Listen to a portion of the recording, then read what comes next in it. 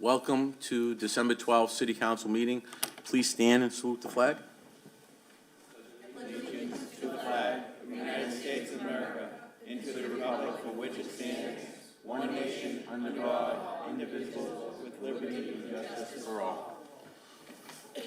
Madam Clerk, roll call, please. Roll call of the members. Councilor Cogliandro. Here. Here. Councilor Keefe. Here. Here. Councilor McKenna. Here. Here. Councilor Morabito. Here. Here. Councilor Novoselsky is absent. Councilor Powers. Here. Here. Councilor Rizzo. Here. Here. Councilor Sereno. Here. Here. Councilor Silvestri. Here. Here. Councilor Zambuto. Here. Here. And Council President Visconti. Here. Here. Quorum is present.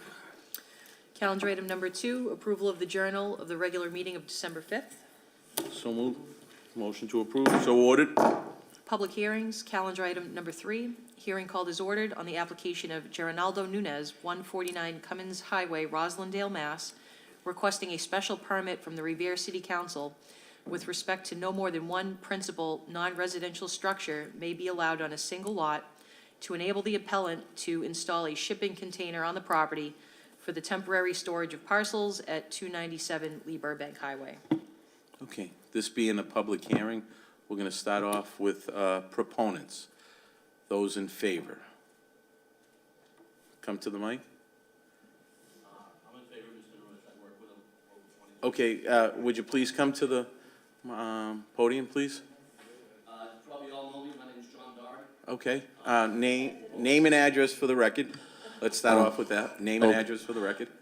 Formerly a Revere. I just moved. And, Name and address. John E. Doherty, 94 Gage Ave, Revere, Mass. Okay, And I work with Mr. Nunez, Local 22. okay, And he's proposing to get a business which receives packages and UPS and Amazon and all that stuff to hold them safe for now, today's times when they're getting robbed off porches. And he picks up your packages, holds them for you, or brings them back to you. And that's his business that he wants to start in the city of Revere. okay. And like I said, I work with him in Local 22 for 25 years. He's an outstanding individual. And, Okay. all right? Great. Thank you. Thank you. Does he want to come in up to the mic and if there's, and say a few words? Lifelong dream, tell him. Geronaldo Nunez, 149 Cummins Highway, Boston, Mass. And your thought process on this and what you Well- plan on doing? Well, the thought process is that this is something that is needed within everywhere now because, like they said, piracy with packages. So what I'm doing is I'm securing packages and giving people a peace of mind. And this is a void that it's going on for the longest. No one has actually found a way how to not get packages stolen. So what I'll do is I will hold them for you. With you come pick them up at your convenience. You'll get a notification or email. We have everything's worked digitally with apps, iOS and Android, and basically, like I said, I'll just give you a peace of mind, and there will be no more pirates. You know, God willing, no more piracy. People taking people's packages out of their parking, steps or backyards or anything. Okay, all right. Thank you. Thank you. Thank you very much for your Thank time. you. Any other proponents? Those in favor? Hearing and seeing none, we're going to close that side. Any opponents? Those against? Hearing and seeing none, we'll close that side. We're going to, and let's continue with city councilors. Councilor McKenna. Thank you, Mr. President. Could I ask you a couple of questions, please, because this is in my ward? Okay. So how are the packages going to get into the container? Are people going to drop them off? Well, basically UPS job. So what would happen in the process is instead of you putting your home address, you're going to put my address. So automatically your packages will be delivered to my location. Each person that registers in my applications, you will get a U-Pickup ID number. That ID number, you will put it next to your name or the second address on the application.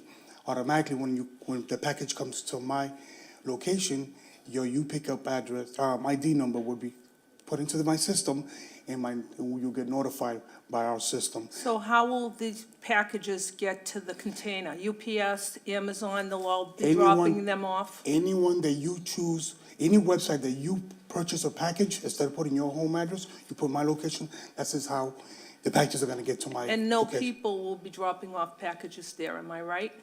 No, people? no, Okay. only companies, only if you purchase things through the internet. This is not a private, this is something that's gonna help you with your packages, not individual person. You say, can you hold this package for me? No, there's not like that.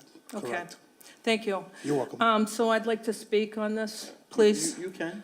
So I am totally against this, and I'll tell you the reasons why. There's a number of reasons. First of all, it's in a parking lot in back of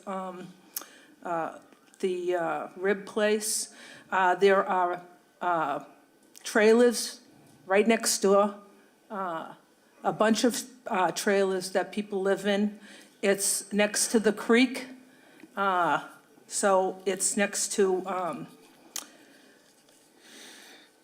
the creek. How we going in and out is going to be a problem, you know, the access to go in and out. The lighting is very, there's no adequate lighting. It's a dark place. It abuts wetlands.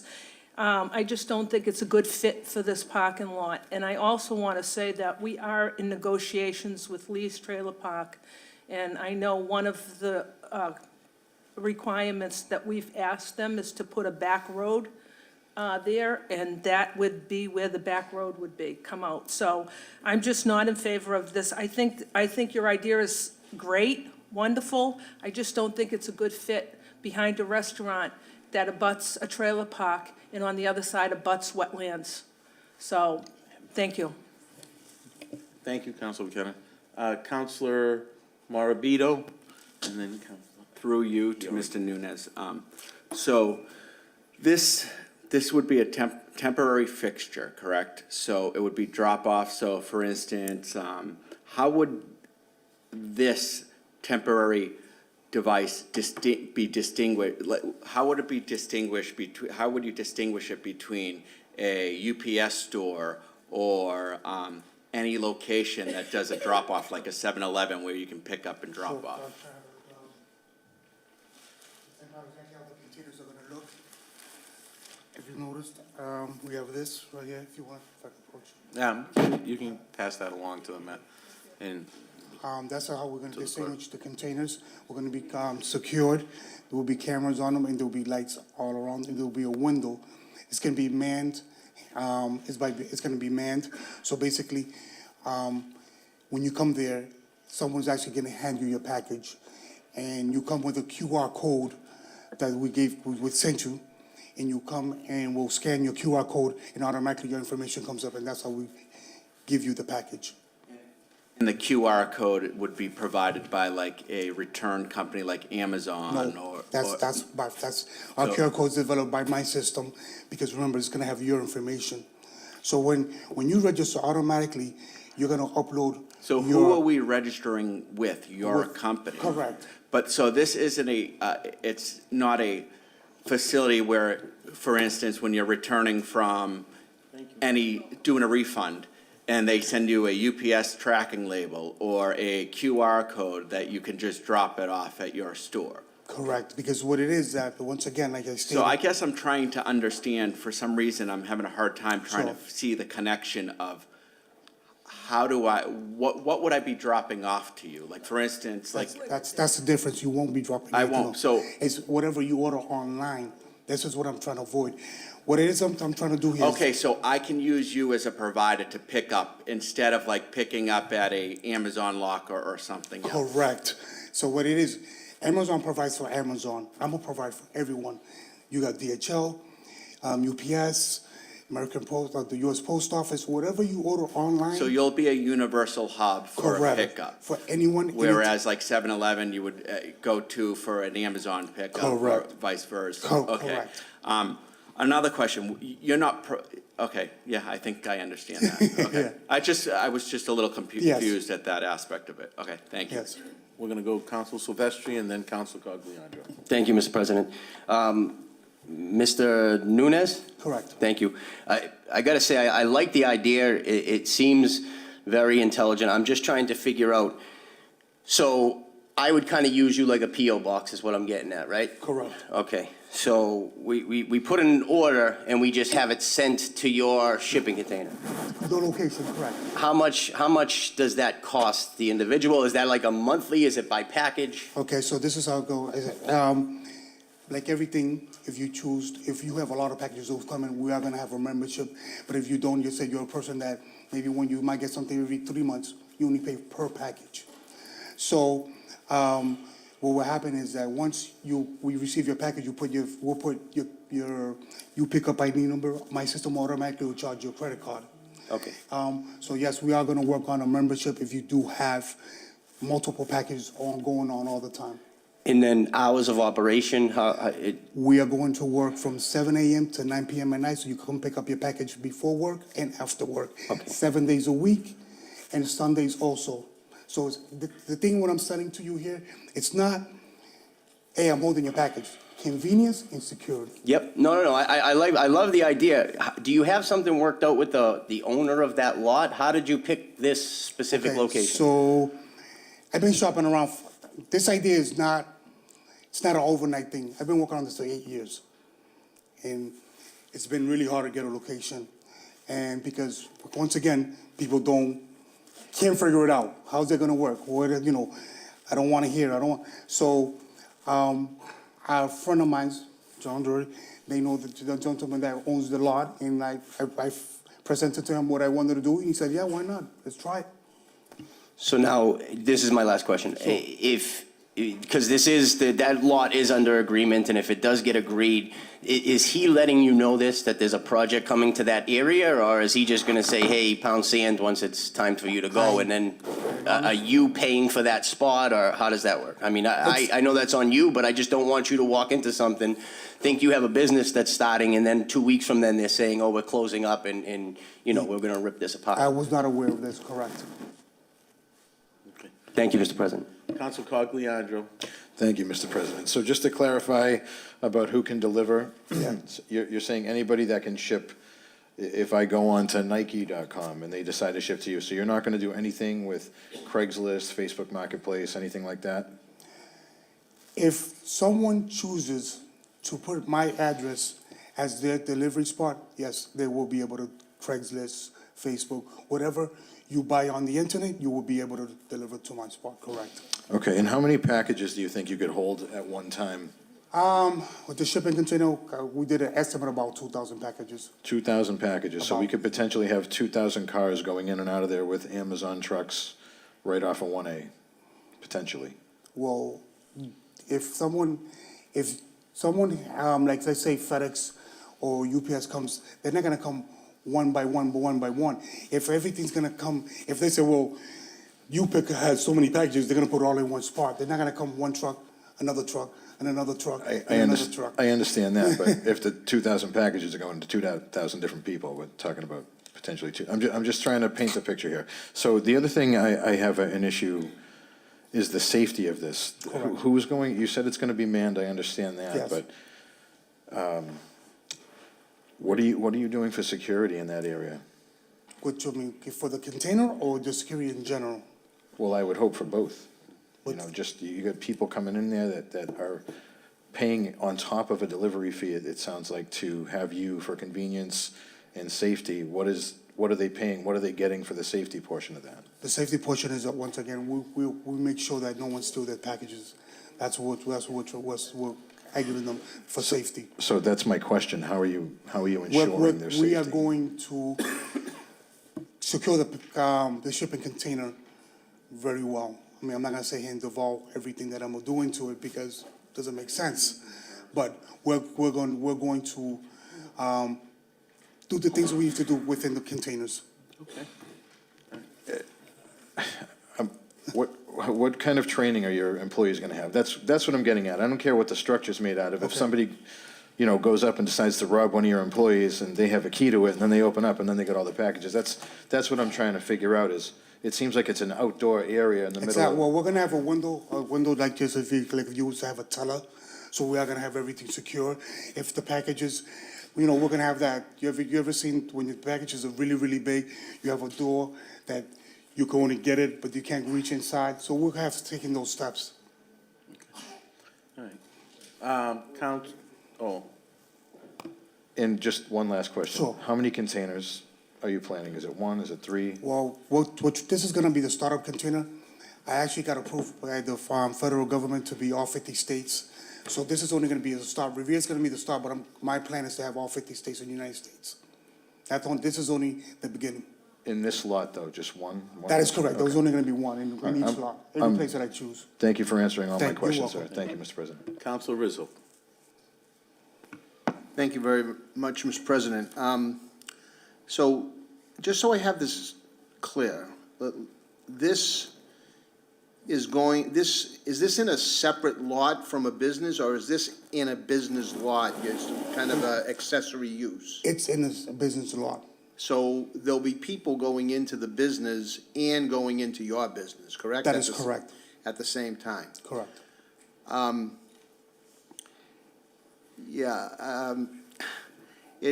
can see why this might have taken you 8 years to get to this point, because it is a very tall order to have a city approve a business like this. It's not going to be a low-intensity usage here. I mean, if you're talking about having 2,000 packages, or having the capacity to store 2,000 packages, that's an awful lot. The other thing that bothers me as a citywide councilor is that the ward councilor has specific concerns about this project, has obviously pretty serious reservations for it to go forward, and I have always weighed pretty heavily on ward councilors' opinions on what they feel is best for their wards. So at this point, I can't say that I would be in favor of it. I don't know if President Visconti plans on sending this, to committee. Yes. But at least at this point, I've got very serious concerns, and probably if the vote were tonight, I probably would not vote for it. I understand. Let me, Okay, thank you very much. And let me Appreciate it. say that, yes, this will be going to the subcommittee. This is going to get referred to zoning. Counselor Zambudo. Thank you, Mr. President.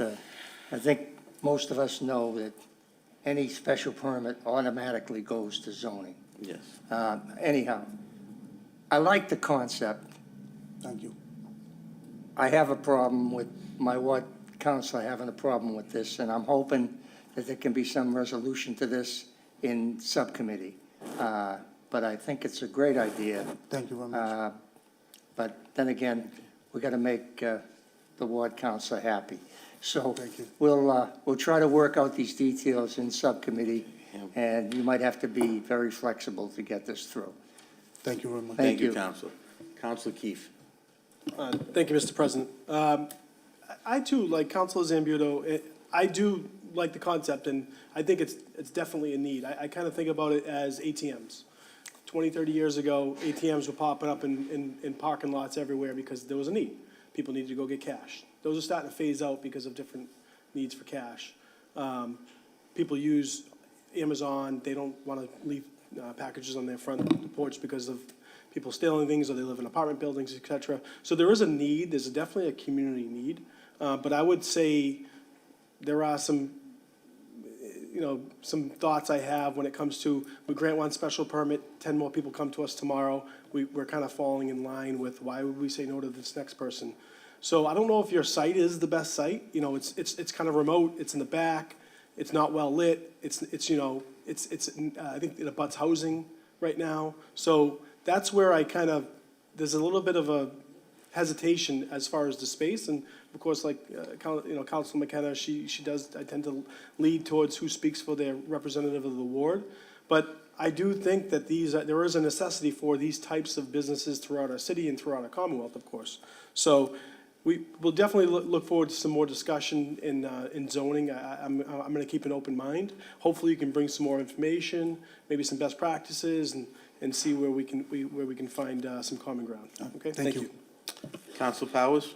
Thank you, Mr. President. Sir, where is this relative to are you familiar with the diner down there?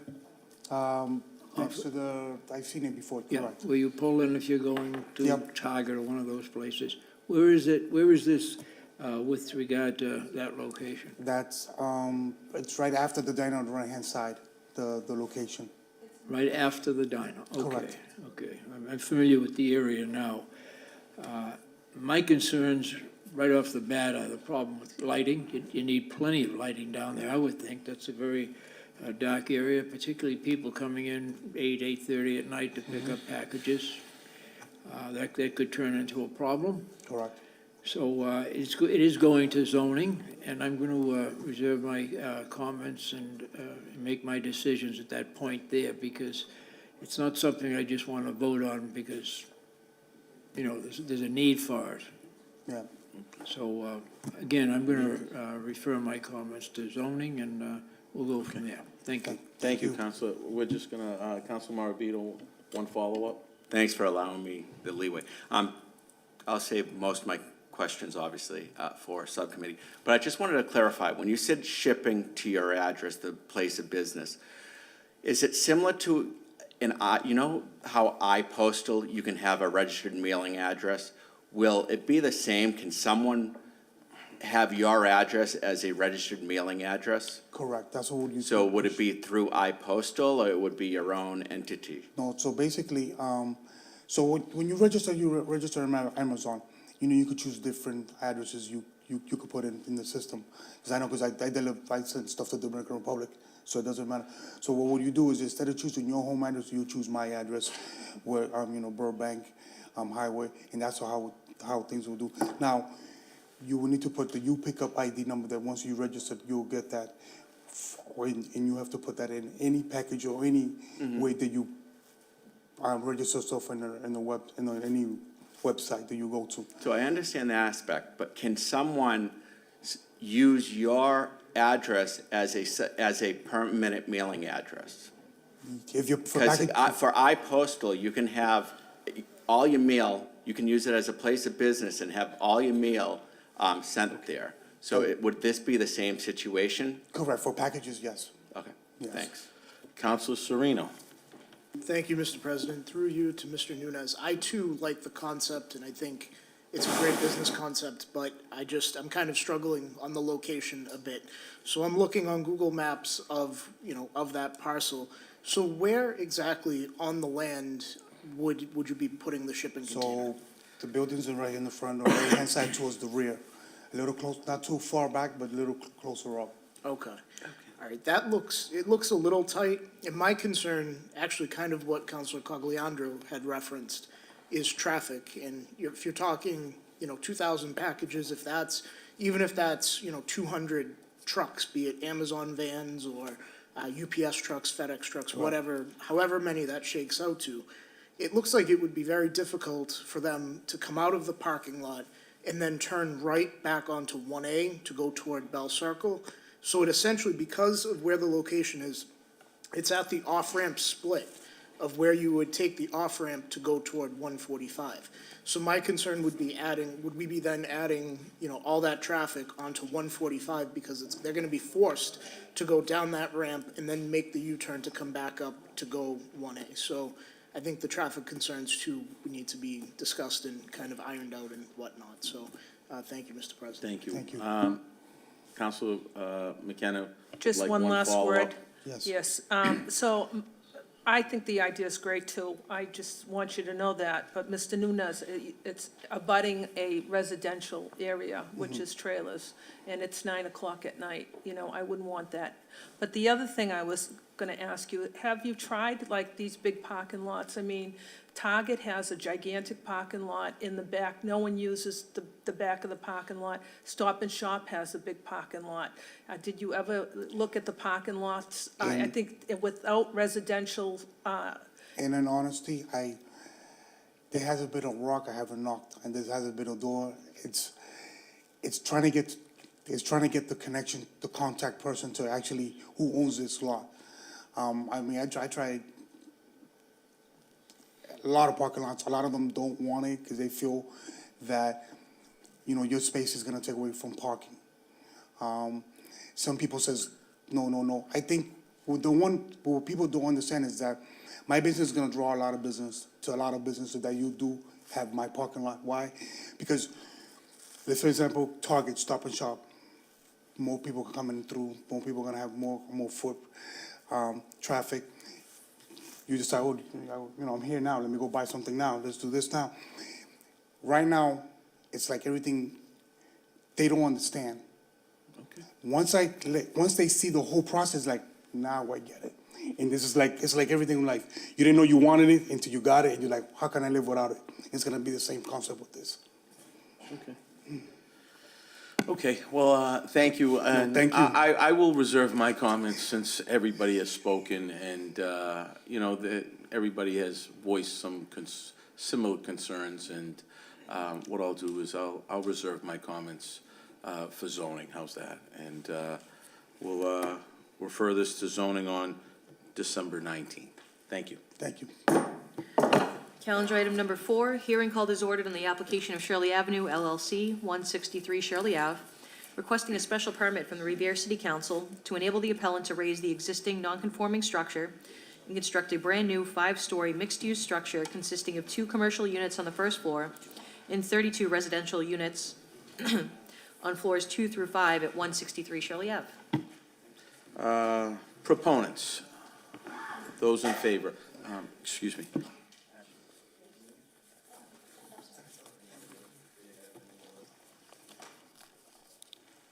Sorry about that, Counselor. Name and address. Attorney Larry Simeone, I represent the applicant, Shirley Ave LLC. And I have with me David Bosky, who will make an architectural presentation as well, Mr. President. The particular project in mind is going to be on Lot 83. Lot 83 is 6,600 square feet. It is located with 60 foot of frontage and 110 foot of depth, and it is in the general business district. And it's a particular structure that we're dealing with. It's a non-conforming structure in accordance with the special permit that we're asking for in accordance with 1740-030, which is the modification of non-conforming structures. And when this council looks at the facts, they must determine whether the new structure will be substantially more detrimental than the existing structure. And if it does, if the council finds in its infinite wisdom that it does agree to that, then it would grant the special permit. The proposed, the existing non-conforming structure was constructed in 1910. It has both residential and commercial uses. It has two commercial uses and 3 apartments. It has a floor area ratio of 1.5.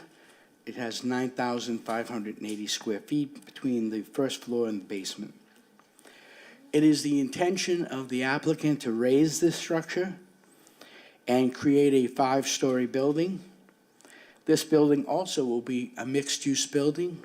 It shall have restaurants and retail and apartments in the structure. The structure will be 56 feet wide and 88 feet in depth. The new building will have a first floor with 2 retail facilities. The first retail facility, as you can see in the plans that we submitted to you, will be 1,768 square feet, and second retail business area on the first floor will be 1,946 square feet. Floors 2 through 5 will be residential units. These would be 8 units per floor. There'll be 32 units altogether. The 32 units break out to 16 one-bedrooms and 16 single studios. The studios will be approximately 338 square feet, while the one-bedrooms will range from 416 square feet to 680 square feet. The construction will ultimately end up with a 23,196 square foot building, increasing the floor area ratio to 3.5. There'll be no parking offered in this project, as there is no parking presently associated with the non-conforming building that exists there today. So what we'd like to do is basically, we'll make some restrictions, as other builders have, and other things have been created down the Shirley Ave area. We would like to, my gentleman has Mr. Yogi Patel, he's right here with me. Say hi, Yogi.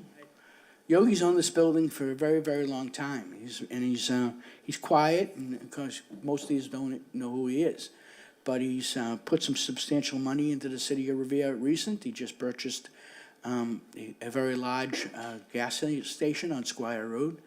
And he's, committed, as he has always been, to help the city of Revere. This is a project he feels is very important, because he's going to take a piece of property that truly is in a blighted condition and could be worth far more in social value and in taxes.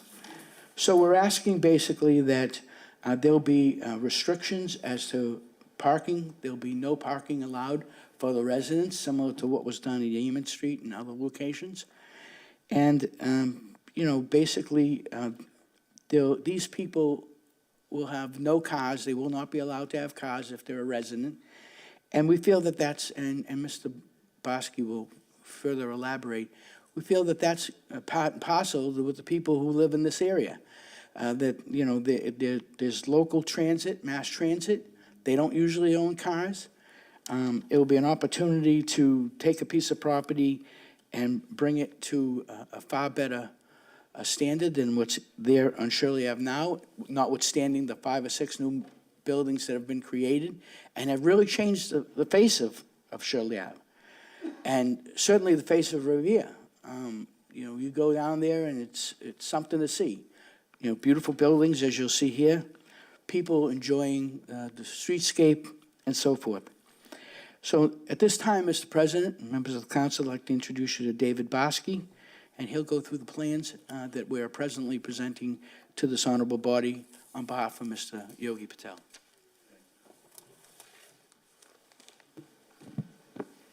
Good evening, ladies and gentlemen. My name is David Barsky. I'm the architect of record for this project.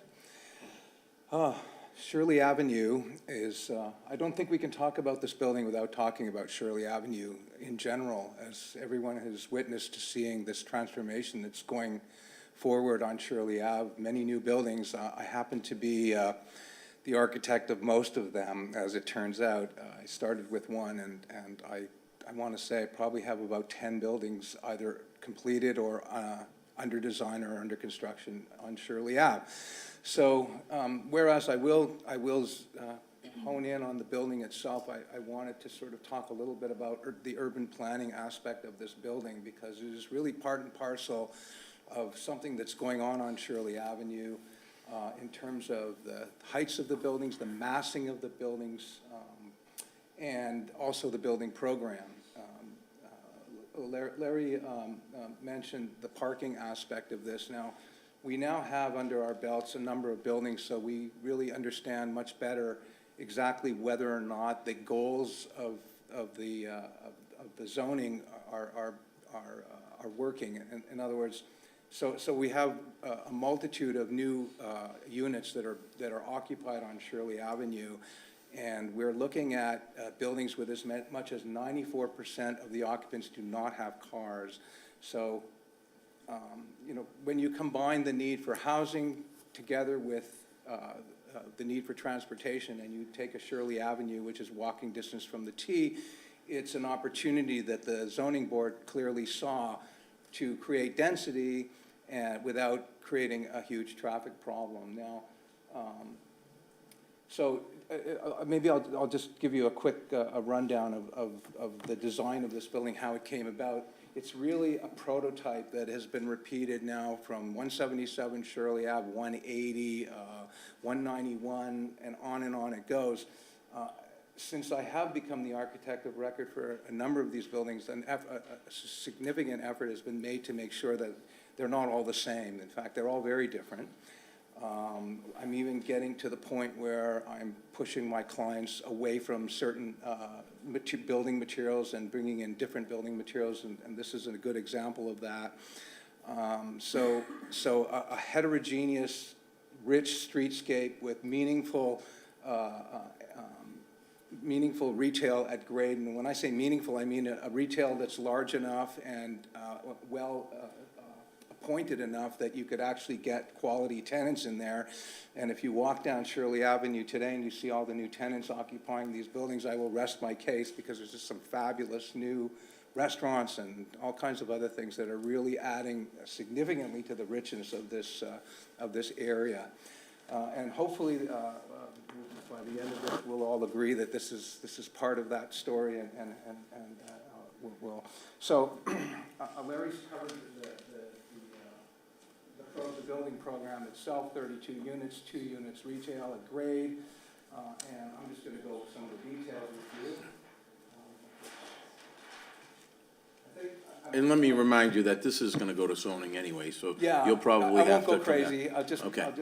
but it's nice to have an opportunity Yes. to kind of be part of this conversation, because I am so much an integral part of what's happening over there. Let's start with, okay, so these are some views of the building itself. Couple of key points. One is that, in a zone like this, when you have residential abutting this zone, you have a 20-foot setback. That's meaningful here, because I think with good reason the neighbors are concerned that a building of this height is going to in some way impact their, the houses in behind in particular. One of the things that I wanted to show here, I did an aerial. This is an aerial photo taken from Google, and there's your building. And the massing is not perfect, but it approximates quite accurately where the building will stand. And in particular, the relationship of the building to the buildings in behind. Because we have a 20-foot setback here, the lot line is about here. The impact, and there were concerns at the neighborhood meeting that, well, what is this building going to do to the light in my yard, and is it going to be close, and are people going to be looking through their windows into my building? And those are all extremely valid points. I would posit that the way that this building is aligned and its distance from the existing houses back here is such that it's going to really have almost really no impact. In terms of its imposing on the rear yards. You also have some very significant trees back there that are on the neighboring properties, so they will remain. So that gives you a pretty good, an additional buffer. We also will be putting a fence, a 6-foot opaque fence to contain the property. Another point is that, as you can see currently, that's not very easy to see in this, but the existing building goes all the way to the back lot line. So this is going to be a significant improvement for the neighbors in terms of not having something immediately abutting up against their property. So that's one of the things I wanted to just address, what I thought was a very valid concern. Another thing that we do, and we do it standard on all of our projects, is we do a shadow study now.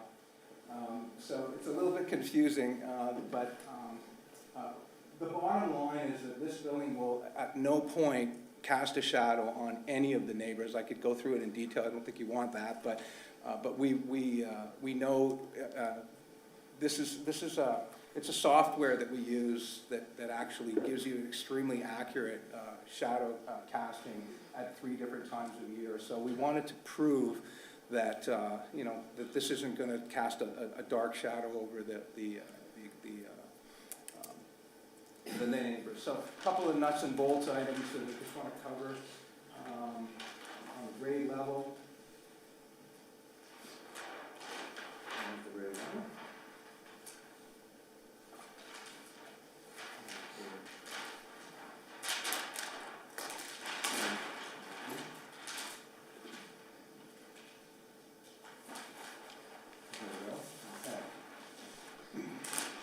Shirley Avenue up here.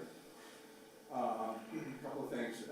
We've been setting the buildings back from the sidewalk a couple of feet to allow the building to overhang and create a bit of a shelter for people walking along the street. It's minimal, but it does have an impact.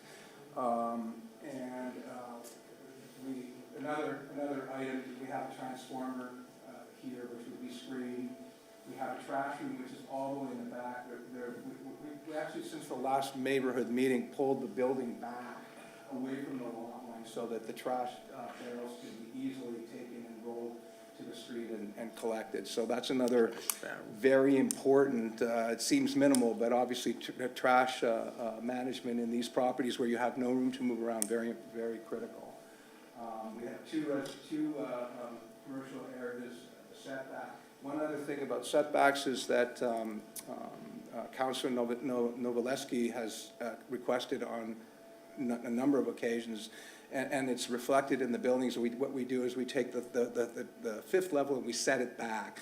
So one of the concerns I have as an urban planner and an architect is that we've been able to achieve a consistency in the massing of the buildings along Shirley Avenue. Now, obviously, there are a lot of missing teeth here but by creating some level of consistency in terms of the building height and in terms of the massing, you have a much better quality streetscape and everything fits together a lot better. Okay.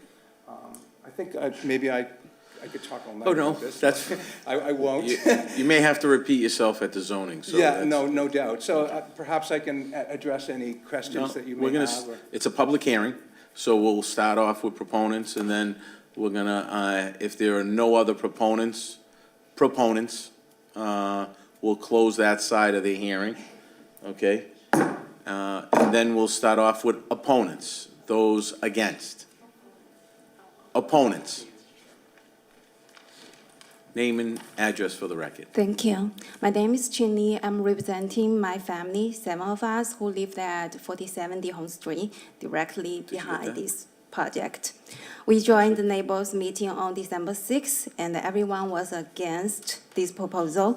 And here are some of our concerns, and I think this gentleman has mentioned some of our concerns. The first concern is we are concerned about our views and privacy. If this property changes from 1 story to 5 story high, it will block all our views. We won't be able to see anything except their wall and windows. And people from the high building will look at us, and this gentleman has already mentioned that invade our privacy. We have 2 seniors around 80 years old with no English and no driving. We also have a family member who suffers with mental disorder. And our home and backyard are their whole world. Our trees, our homegrown garden vegetables, the nature, the harvest are the joy of their life. And we also have 2 young children. They come here today.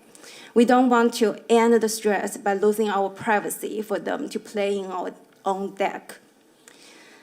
Our second concern is about our health.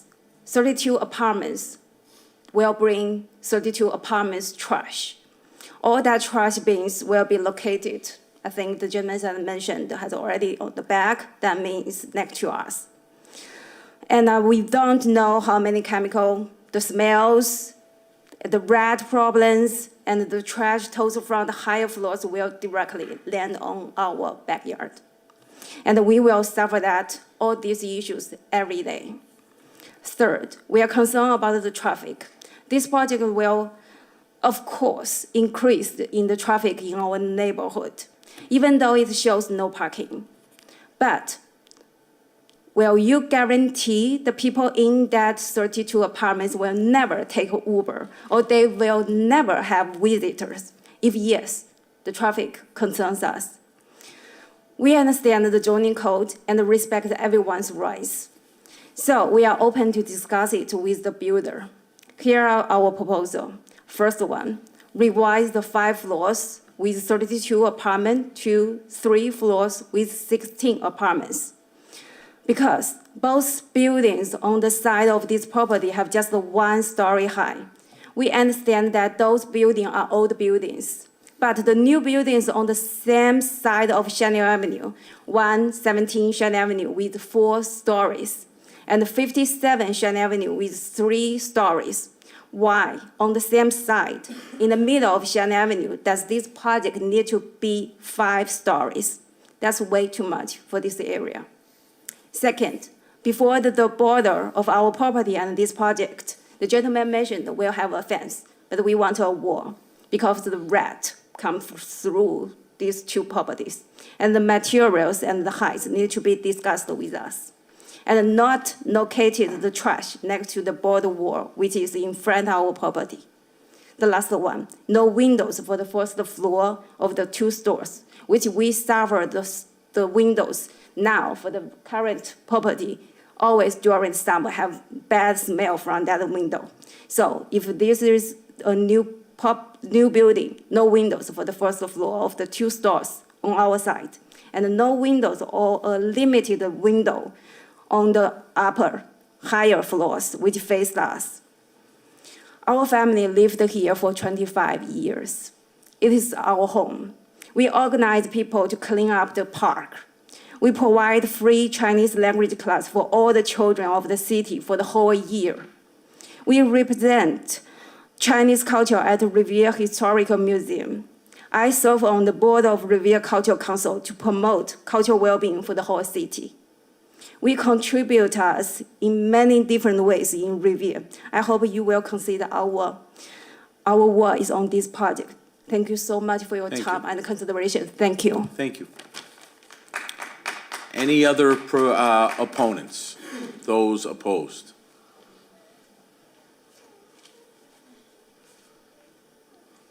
Good evening. Name and Laura address. Holmes, 243 Campbell Avenue, block and a half away from this building site. You know I'm going to talk about the housing part. A couple of questions for one of the representatives. If you can address the council, Okay. address us, and then, I haven't heard, I heard Chin say there are 32 apartments. I didn't hear the explanation of the building describing the apartments. okay. And I'd like to know, I believe they mentioned 16, yeah. 16 studio and 16 one-bedrooms. Yes, So 32 more micro apartments in that neighborhood. Yeah. I hope that somebody on the zoning committee, I know this is Mr. Novoselsky's ward, and I'll talk to him about it when he's feeling better, which I hope is soon.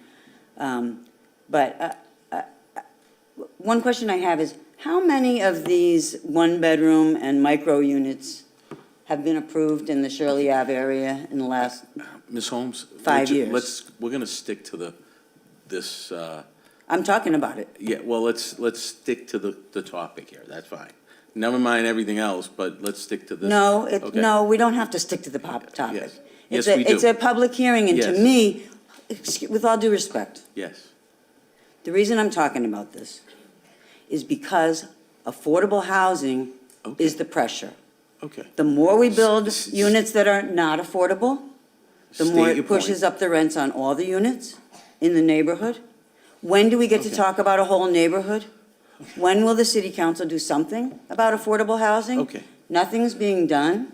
This is not an I hear you affordable say, housing. well, you're Okay. not likely to have a hearing about affordable housing. Okay, but this is not this is Well, not I'm the going to forum. speak as a If- resident of the neighborhood, Are you opposing the project? on the record, Are you to opposing the project? oppose this development Okay, because we should not have any more of these micro units built until we build housing that people can afford. okay. I want everybody to understand that Shirley Ave, it's great, all the new businesses and all that stuff. I really support. I'm not anti-development. But when we talk about Shirley Ave, I don't hear enough respect and appreciation for the fact that Shirley Ave is a residential neighborhood too. Great. You just heard Chin, who's lived there for 25 years. I've lived there for over 15 years. We have multi-generational families in the neighborhood. Sadly, we also have increasing displacement of those families. And it was one thing when we were getting all these micro units going up on Shirley Ave in the commercial parts of the city. Now, every single building on every block, there's several other 2- and 3-family structures that have been bought up, and I'm sure are on your docket for the zoning committee, for more of these tiny units. Okay. I want to see somebody care about affordable housing. You all say you know it's an issue. And I keep on seeing the high-end, market-rate units getting approved, and I don't hear any action about affordable housing.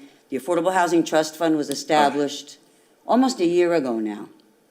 As far as I know, Ms. Holmes, they have yet to have a quorum at a single Ms. Holmes, I'm meeting. going to stop. I don't mean to interrupt, but we're sticking with this project. You're going way off the topic, okay? I'm If you're sorry, with all opposed- due respect, No, I no, don't think this is off the topic. It is, And it is. I listen, I've sat here for What 45 I'm minutes. just asking, I'm asking you if you're opposed of the project, It's a that is fine. public hearing. I'm It opposed to the is. project. Let's And I'm stick to the- explaining why I'm opposed to the project. Okay, and that's fine. Is your reason because of affordable housing? Yes. And that's fine, and it'll be noted with the clerk. I understand, I'm not arguing that point. I just would rather stick to the topic, that's all. You just don't want me to talk about it? No, you could talk about whatever you'd like, but I would rather just stick to the topic, okay? And that's all.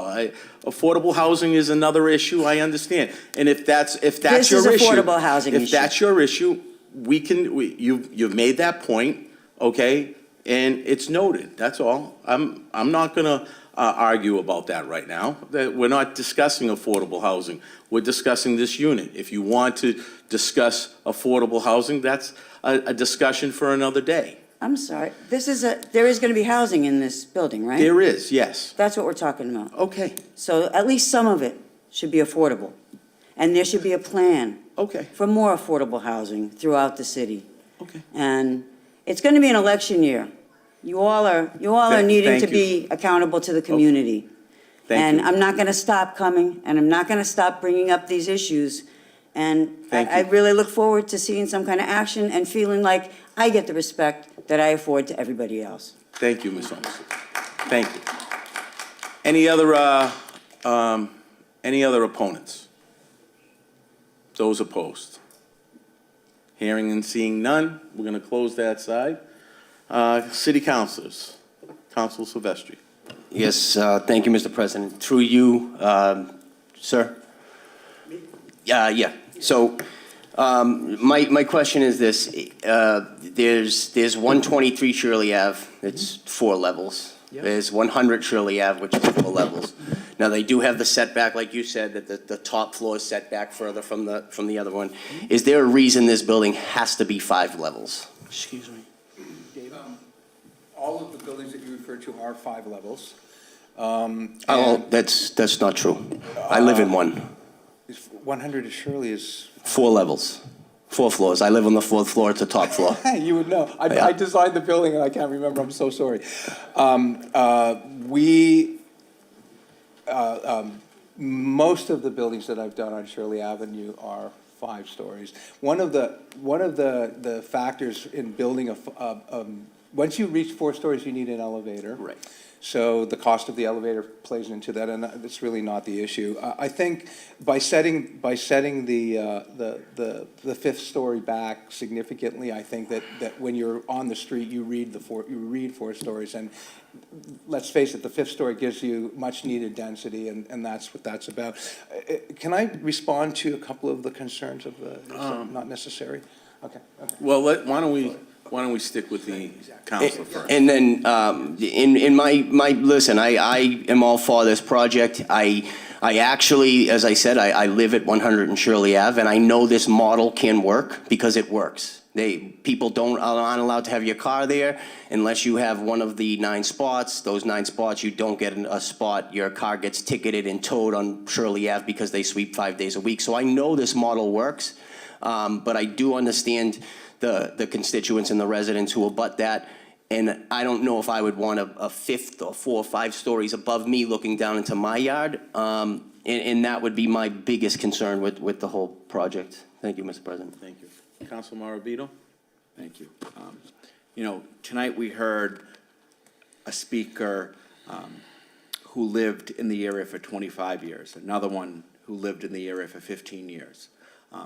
This is what the public participation part of being involved is all about. We can come in here and be for a project and listen to speakers like that, where we're encroaching upon their rights and their quality of life. Let's put ourselves in their situation. Imagine living in an area for 25 years and then having something built that's going to obstruct your view. I would highly recommend that you go back and to the drawing board with those residents and see what we can fix. And another thing, I think we need to set aside something for affordable housing for seniors or veterans. We need to do it. It has been done on Shirley Ave, and I think that's something we have to look at, and you should be ready to speak about in subcommittee. Thank you. Thank you. Council Keefe. Thank you, Mr. President. Similar to Council Morbido, and I know that this is going to go into zoning, but, you know, it's the balance of the neighborhood is really important. I know Council Novoselsky, who's been doing this longer than all of us on this council, pretty much, most of us at least, knows that very well.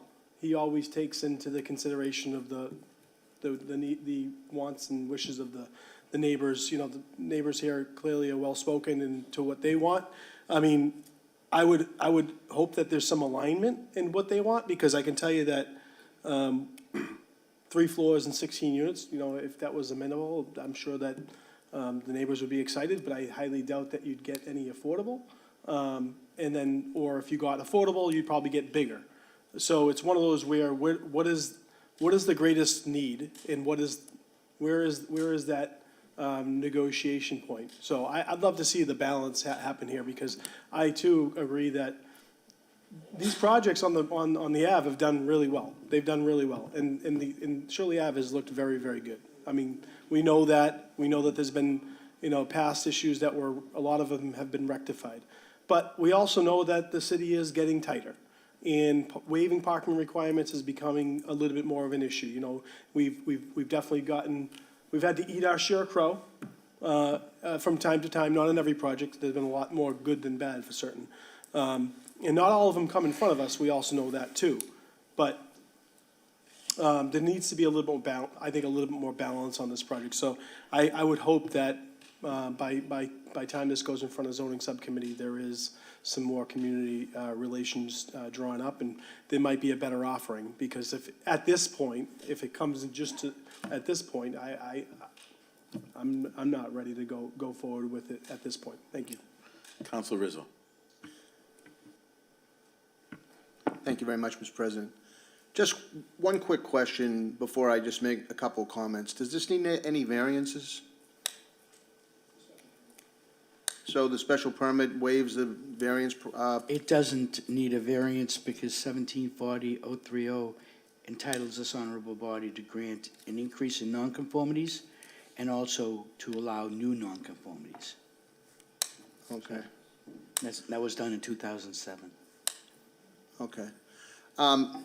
So, yeah, I don't think it's any secret, coming from my perspective, I am not for squeezing every inch of density that we can. Of course, I know you're saying it's non-conforming, but, you know, keep going with the non-conforming is not something that, you know, makes it any better for me. As far as I'm concerned, you know, people are getting squeezed. You've got residents that oftentimes abut these projects, and I don't know why it's become the obligation of the city of Revere to continue to build and build 300 square foot units, 400 square foot units, and squeeze every single person we can. I don't know how many units we've added over the last 6, 7, 8 years, but I see 2 police officers over by the door. Have their rolls gone up? I don't know, we got more people, we celebrate, we got thousands more people in the city. Has their job got any easier? I don't think it has. They get the same number of police officers today than they did 7, 8 years ago. So what are we doing to keep up with this? Just we celebrate the fact that we keep on adding more and more density to our neighborhoods without any feeling for the people who already live in this city? 25 years, 15 years, 30 years. But yet, we're going to be the people that are just going to change this city, spin it around on its head. You know what? We can have all the zoning meetings we want. I am not gonna be supporting this project. It has to be something that's gonna fit in with neighborhoods, and for as long as I'm gonna be a member of, in public office, a member of public office, I'm gonna protect residents that live here already. We're a very welcoming city, and people who wanna move here can move here all day long. It doesn't mean we need to keep building housing more and more and more. Why is it our obligation? There's 351 cities and towns in this Commonwealth, and just because we have a few train stations does not give us a license, or should not give us a license, to bring in as many thousands and thousands of more people. I see the superintendent of schools sitting here. What's happening to our school system? We have an increasing school population. I would imagine all these, there's no cars and no kids. That's all we hear. But yet the city gets more and more cramped every single day. As far as I'm concerned, Mr. President, you guys vote how you want, but I know where I stand, so thank you. Thank you. Counsel Zambudo. Thank you, Mr. President. I'm old enough to remember when you couldn't walk on Shirley Ave. I mean, you can talk all you want about too much density and so forth and so on. There's been a transformation of that area. It's the gateway to the beach, and it's because of projects like this. I'm not looking for applause. I'm looking to educate people as to what we had and what we have now. I'll probably end up supporting this project because I think it's good for the neighborhood. Thank you. Thank you. Counsel Sereno. Thank you, Mr. President. Kind of following Councilor Rizzo's comments, I too feel that lately, especially in it feels like the last year especially, we've been seeing at the Zoning Board of Appeals, 25 units here, 30 units there.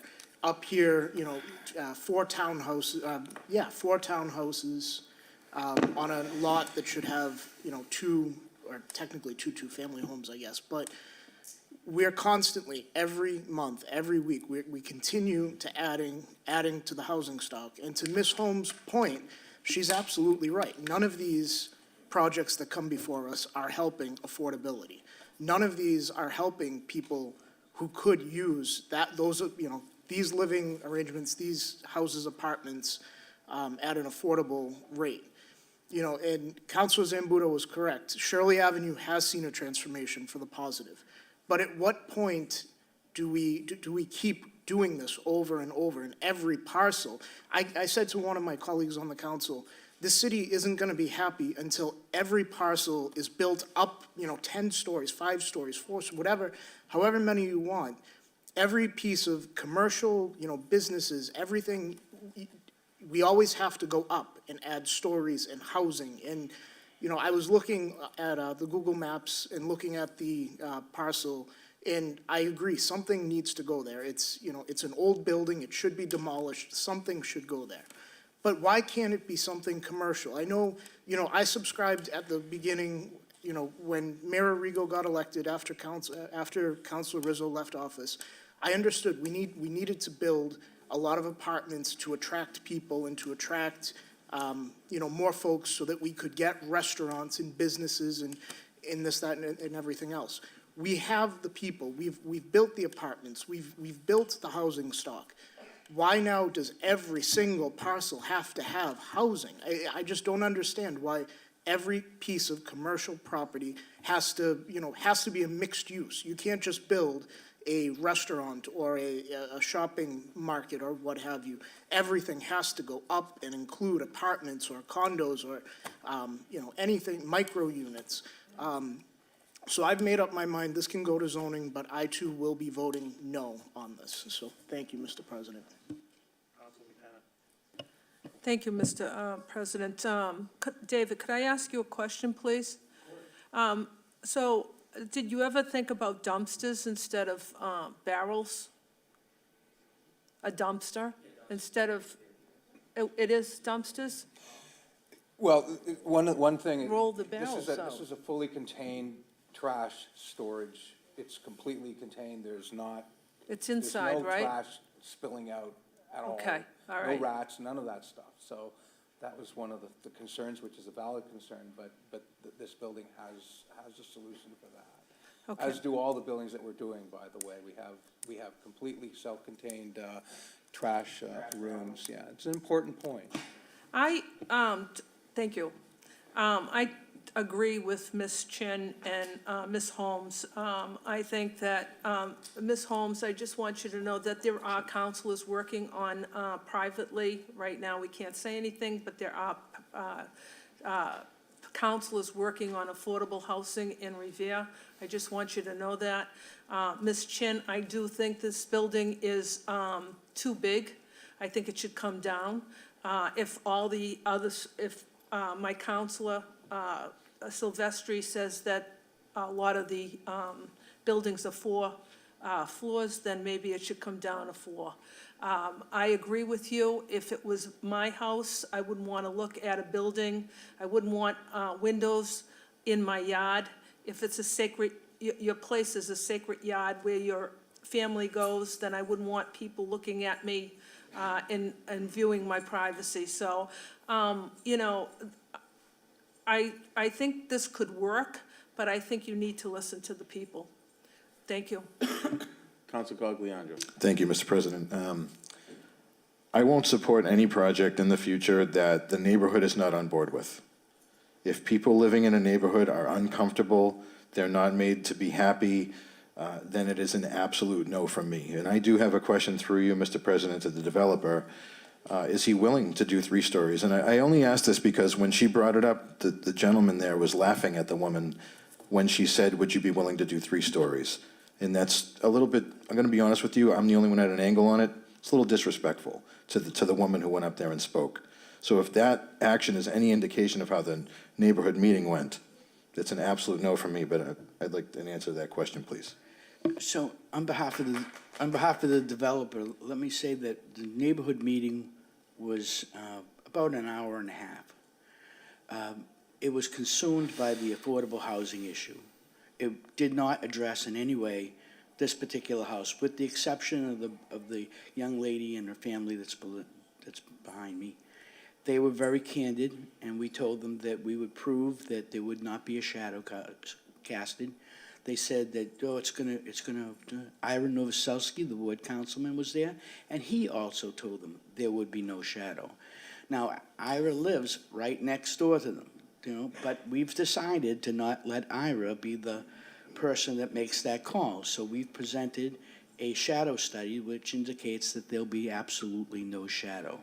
As far as mitigation to that family, we've talked about fencing, real high, really, really high trees, and as much effort we can to make them, happy with with the program. I don't know if my developer at this point is ready to talk about going to a 4th floor. I know that the recommendations are out there, and we're more than willing to work with each councilor and each member of the neighborhood to see if we can make something work. I mean, clearly, this neighborhood has really received the benefit of this type of development. It's received the benefit of its economy. And last but not least, people have to remember, the reason why people use things for mixed use, they use mixed use for a reason. A gentleman named Gladstone did a study years ago. The Massachusetts, the Advisory Board for Massachusetts rezoned 3 miles of Saugus, Route 1. 3 miles. And they turned it into a mixed-use development. Why? It's because when one part of the economy is dying, there's another part of the economy that sustains that particular time. And that's what happens. So when there's a gut in residential, well, good, strong commercial maintains the economic balance. No empty stores, no empty apartments or buildings. So that's why we use mixed use, not because we want to just, fill our pockets full of money. There's a really long-term economic theory that has been successful, and even by the Massachusetts, I believe it's the one that works with the towns, and Massachusetts Area Planning Council that made that recommendation to the town of Saugus. and certainly would make recommendations of similar nature if we're asked to. Thank you. Thank you. And if, Mr. President, could I just say one more thing, if I could just Counselor have Rizzo. just a minute of latitude? Yes. Because, you know, I understand, you know, look, I am not against development, and I am all for revitalization.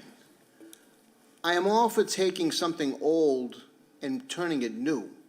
But it can't be every time we take something old, it goes from 1 story or 2 or 3 units to 5 stories and, you know, 50 units. It should not have to be that way. You drive through any other city around us, well, I shouldn't say any other city, but you go to some other areas close by, you go to Wakefield, you go to Melrose, you go to these towns, you think they would ever allow what we do here in the city? Absolutely not. It doesn't happen, because they want to keep the character of their community. And that's why that I vote the way I do. It's not that I'm just anti-development. I hate, you know, I think we have way too much housing without anything to back it up or support it. And we haven't even started talking about Suffolk Downs yet when that comes online. So you know, Mr. President, I just wanted that clear. I would give tax breaks. I would give incentives to draw commercial businesses and to scale down. That's the way that I would handle it, not just keep, you know, carte blanche and giving, you know, all these permits out for dozens and dozens and hundreds of units. That's all I have, Mr. President. To you, Thank Mr. you. President, if I could answer his question? Yeah. Sure. I mean, former Mayor Rizzo, during your administration, there was plenty of development, and it was good development. There's continuation of that long history of development, taking properties that need to be addressed and bringing them back and making investment. That's the magic word, investment. So can someone knock a piece of property down, and then with the construction costs and the labor required with that, make it profitable? Well, if they can't, they're not going to do it. So they look at these particular units and they say, okay, will they affect the neighborhood? No, they're not going to affect the neighborhood. There's not going to be any parking. Is it going to, you know, is it going to help the neighborhood? Yes, they are, because they're allowing this building to be brand new with a multi-million-dollar investment versus it sitting there while it waits for the market to bring it back to life. This is advantage of the advantage of taking that mixed-use development to heart. It's, you know, it's going to make sure that that building that's there, that's just commercial, will never happen again. That there'll always be active residential and/or commercial. It will never die as it's dying on the vine right now. Thank you. I'm going to end on, I think, obviously, this is going to be going to zoning, and I'm going to reserve most of my comments there, but I will say, I think the developer, I value what Ms. Lee has said, okay, where she is the direct abutter. And I think it would be to your best interest, Counselor and the developer, to really sit down with the abutting owners and try to work something out. Because, as she said, she's not opposed of it, okay? But there are contingencies and conditions that she was hoping for. And like one of my fellow counselors said, if I was living there and not as a sitting counselor, I came up here and a counselor didn't listen to my concerns, I would be very upset, okay? So I think it would be into your best interest to really sit down with the abutters and really try to make that work before coming up and hearing what these counselors have said already. So I think that's best. We're going to hold off on the meeting because I'd like to hear what the ward council says as well.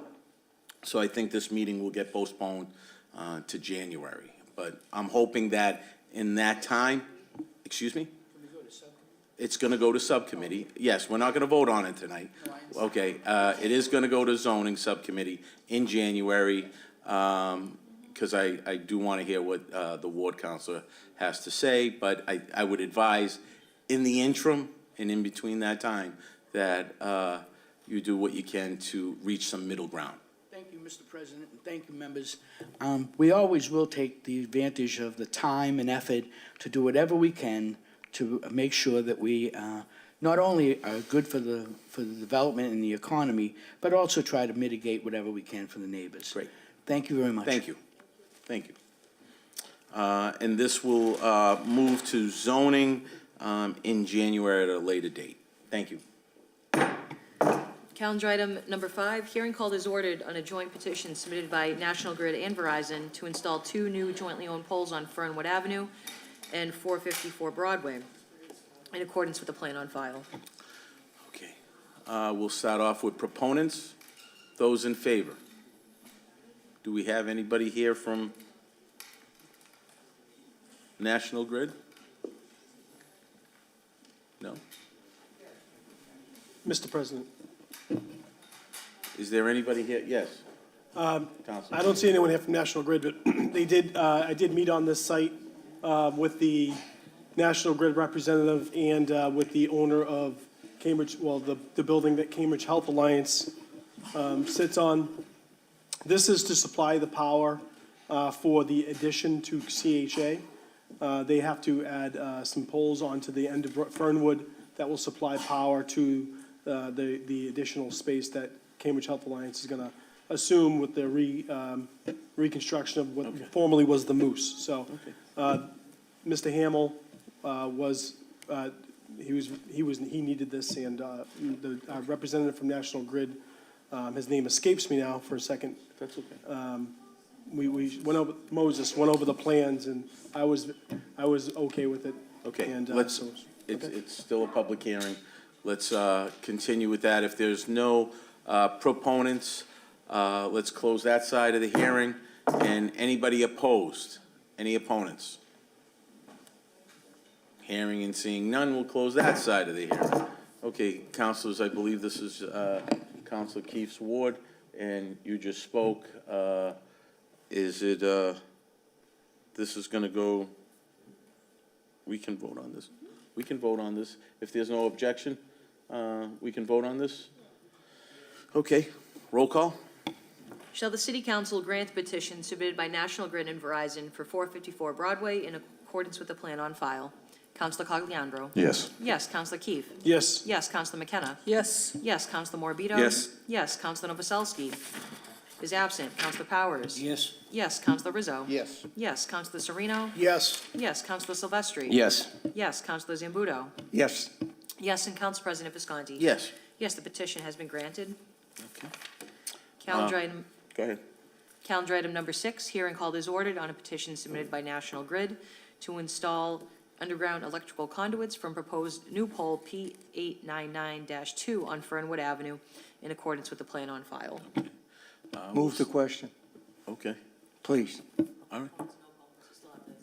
I have to still go through that, yes. Any proponents? Yes. Any proponents? Hearing and seeing none, we'll close that side. Any opponents? Hearing and seeing none, we'll close that side.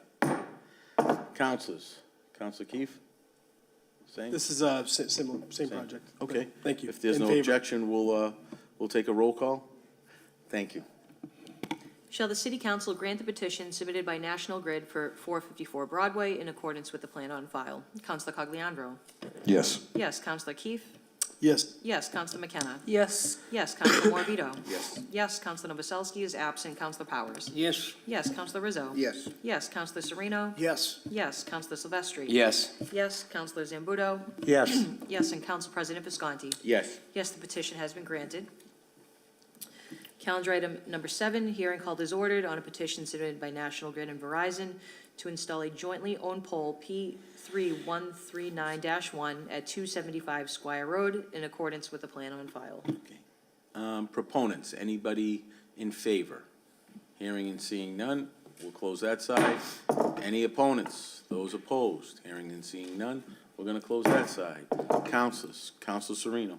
Thank you, Mr. President. Moses from National Grid met with me a few weeks ago about this matter, and basically they are adding a pole in front of Northgate on the non-residential, on the side of Northgate, in front of Market Basket essentially, for power for electrical vehicle charging stations. I believe Market Basket is adding a few in their parking lot, and this would help to get power over across Squire Road to there. So there are other poles in that area that do go overhead, so they'll be running the electricity over Squire Road, which, there's precedent set there.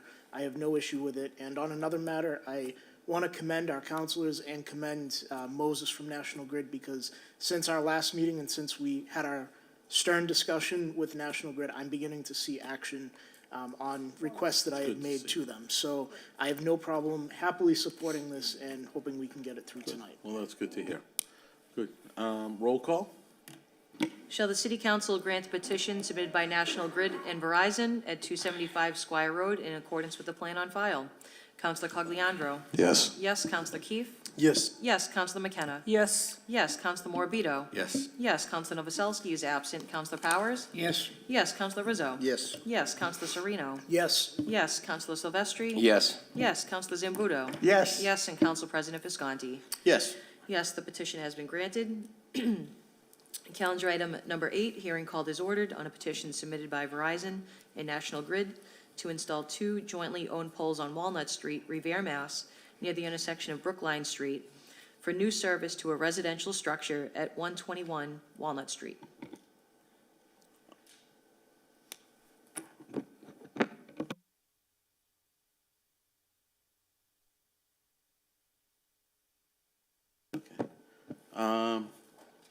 Being a public hearing, we'll start off with proponents. Hearing and seeing none. We'll close that side. Opponents? Those against? Hearing and seeing none. We'll close that side. Counselors? Please, move the All question. right. Roll call? Shall the City Council grant the petition submitted by National Grid and Verizon for new service at 121 Walnut Street in accordance with the plan on file? Counselor Cogliandro? Yes. Yes, Counselor Keefe? Yes. Yes, Counselor McKenna? Yes. Yes, Counselor Morbido? Yes. Yes, Counselor Novoselsky is absent. Counselor Powers? Yes. Yes, Counselor Rizzo? Yes, Counselor Sereno? Yes. Yes, Counselor Silvestri? Yes, Counselor Zambudo? Yes. Yes, and Council President Visconti? Yes. Yes, the petition has been granted. Communications, calendar item number 9, communication from the city solicitor, Paul Capizzi, relative to Council Order 22-246 regarding Revere Police Department personnel matters.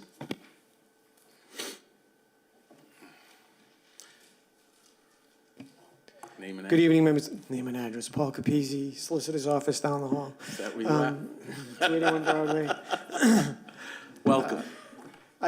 I'm following up on my prior appearance here where I had stated, I believe, rather clearly that I would try to do my best to get that motion responded to in a timely fashion, given all that I was responsible for and the time that I had. So what I had done over this last week was submit to the council the documentation that was requested in the first sentence of the motion. It was requested that the council have an opportunity to, am I putting the word opportunity, review the city's current hiring guidelines for chief of police, along with the review of the assessment center results that was completed in 2017. I interpret that review to be a review by you folks. I provided that partially in hopes to get everything to you in response to the remainder of the motion in January. Councilor Rizzo. Thank you, Mr. President. And, Paul, thank you for once again appearing. You know, I know it's not easy to come up here at these council meetings, especially when they go on through public hearings and so on, but And they're this so to exciting me, to listen to as well. this to me, you know, has been, you know, an extremely important issue, beyond important. We're talking about public safety here in the city. We're talking about, you know, some serious morale issues that I'm sensing. And this is a motion, as you know, was submitted August 22nd. You know, I did get a redacted, I don't know if everyone got the same thing, a redacted assessment center. So I don't really know what that tells us in terms of public officials, who scored what, and who's been promoted to chief, and how this is all has occurred. And then, of course, the strategic plan for the police department going forward. If you look, though, at the last, that was the first sentence, but as it goes down, there is a lot of serious issues that I want to talk about. And as I've said several times, Mr. President, in the past, I think all of us have heard different things going around. It wasn't a complete secret, but when something comes out in the media pertaining to arguably one of your most important departments and leadership in that department, it's something that we all have to take extremely seriously. And I think I had said this before when I submitted the motion back in August. We've got young police officers that, have been called out and put on administrative leave and suspended and terminated and so on and so forth. People have to be led by example. And I've got some real serious, grave concerns about what's going on in this department that I really want answers to. So I respect the fact that maybe some of this stuff, I don't know exactly why it would take 5 months, but it might take some time to put this information together.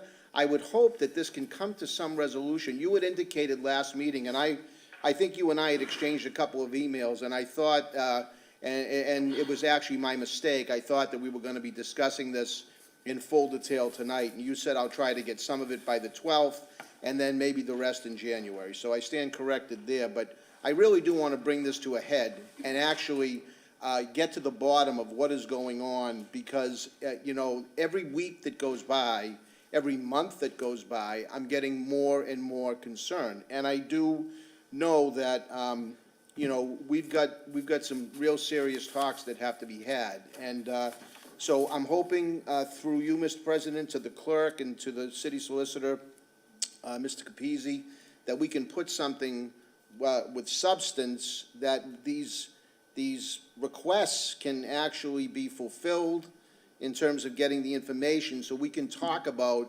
some real serious issues that I think are plaguing the city. We talked earlier about the housing issue, and I'm digressing a little bit, but we talked about the housing issue and the lack of additional police officers. We know we had a serious issue at the high school the other day where there, potential for fentanyl being found there. And so we haven't even got to staffing yet. And, so there's a lot of concerns that I personally have as a counselor, someone that sat on the city council for a long time and has seen what's going on. So I'm looking forward, Mr. President, to getting this information and getting a meeting on the calendar for sometime in January. Thank you. Thank you. I don't know if I should respond to that or not. I guess I don't have to, because you're kind of sort of waiting. I will say that I've heard from other members of the council about the timeline that it is taking to get this response. And I do sympathize with the delay. I understand that. But I'm aware of no rule or mandate that requires I have a response if it's myself or anybody in the administration within a particular timeline. There's no rule that requires it. Every motion is treated on its own merit. Some can be answered quickly, some take more time to put the information together to get it to you. So can I ask a question then through you, Mr. President? If this was a public records request, how long do you typically have on a public records request to get this information? It depends. You're supposed to have a response in 10 days, but the response can be, we'll get it to you. And we can then submit a timeline and a cost if there is one associated with what it takes to get the public records request. These are financial settlements. These are, well, anyway, I guess my question is, a simple citizen has 10 days to get a public record request responded to. A public official has months to sit on something, quite honestly, that This information has to be out there. This isn't, When the city this makes a motion isn't settlement- exclusively a public records request. It's asking to. No, it's not, but had I made a public records request, I might have had it sooner. I thought to do You would a have had the council records that you motion- have in front of you perhaps sooner, which would the clerk did have. Well- And they're redacted because they are now public record as being sent to you. So and they were redacted on the. but I feel like nothing is public here. Like nothing is public. We spend public money when we make settlements with people that had, for whatever reason. I I'm don't not understand. going to argue with you Like, why about we that, but today I'm here to answer the questions about that information which I've provided to you. If you have Okay. questions about I the don't have hiring any questions policies about the that. chief, I have, if you have questions about the makeup of the composition of the department, all those assessments, I will do my best to answer them. I was not part of the assessment process back in 2017. I totally understand it, but the assessment center, there's no names there, so what would I ask you? Because the law requires, and as you can see from Ashley's letter, that they be redacted. You all know, or you should know, who the 4 candidates were. But we don't know who scored on what. I mean, we don't know, there was Correct, a- you don't know who there the was a- score is, but 3 of them are retired and 1 is here. And as far as I understand it, the one that is here scored the highest. I myself have not seen the scores. I have not seen an unredacted copy of this thing. The other 3 candidates have since retired. You all know who the 4 candidates were. I think part of the problem, if I'm understanding Councilor Rizzo, is that we are very much hamstrung on who we can hire as a police officer to run the chief of department. The special act, the home rule petition requires that it come from within the department. Now, we don't just make someone a chief, they apply. 4 people applied, 4 people went through the assessment, and as with every mayor, yourself included and prior mayors, I think the mayor made the best choice that he thought he could make, giving the very few candidates that he had to select from. So Well- that's why that's what you want to talk about tonight in terms of what I've provided, that's all I can say. As far as the other stuff, that's still So we'll talk coming. about that, we'll talk about that, I guess, when the time comes. I understand you're thinking that the best choices were made. I just want to know what information was known at the time that decisions were made to promote somebody to a position that, has major implications for the entire department. Well, I think you have that in wanna know- front of you. You know what the special act says. We have to pick from the department. Okay. Only 4 people applied, an assessment was done, a decision was made. It's that simple. It's not that When I complicated. hired a chief, through you, Mr. President, when I hired a chief, I didn't have an assessment center. They weren't mandated to use that assessment center. They Nope. could have gone to anybody. As long as they held the rank of captain or a lieutenant for at least 5 years, that's it. That was your whole pool of Okay. candidates. And if these officers didn't apply for the job, I don't know what, we would have to change the special act to try to find someone else to do it. When I hired a chief, he didn't apply. I went to him and I said, I want to talk to you about a position. Applied because he was a lieutenant for at least 5 years. If Okay, you like all the right. sergeant, he We'll couldn't do continue it. that. All right, that's okay. I hope we can continue this discussion come January sometime in, I'm sure you I look look forward to so this. forward to All nothing right, more in and- my life than talking about the police this is department great. and the mayor composition of the police Hopefully you'll department. have this, the information readily available to us. Thank you. Thank you, gentlemen. Thank you, Councilor Rizzo. Thank you. Yes. We can place, well, yes. Yes. Thank you. Calendar item number 10, communication from the mayor relative to an update regarding the Revere High School construction project.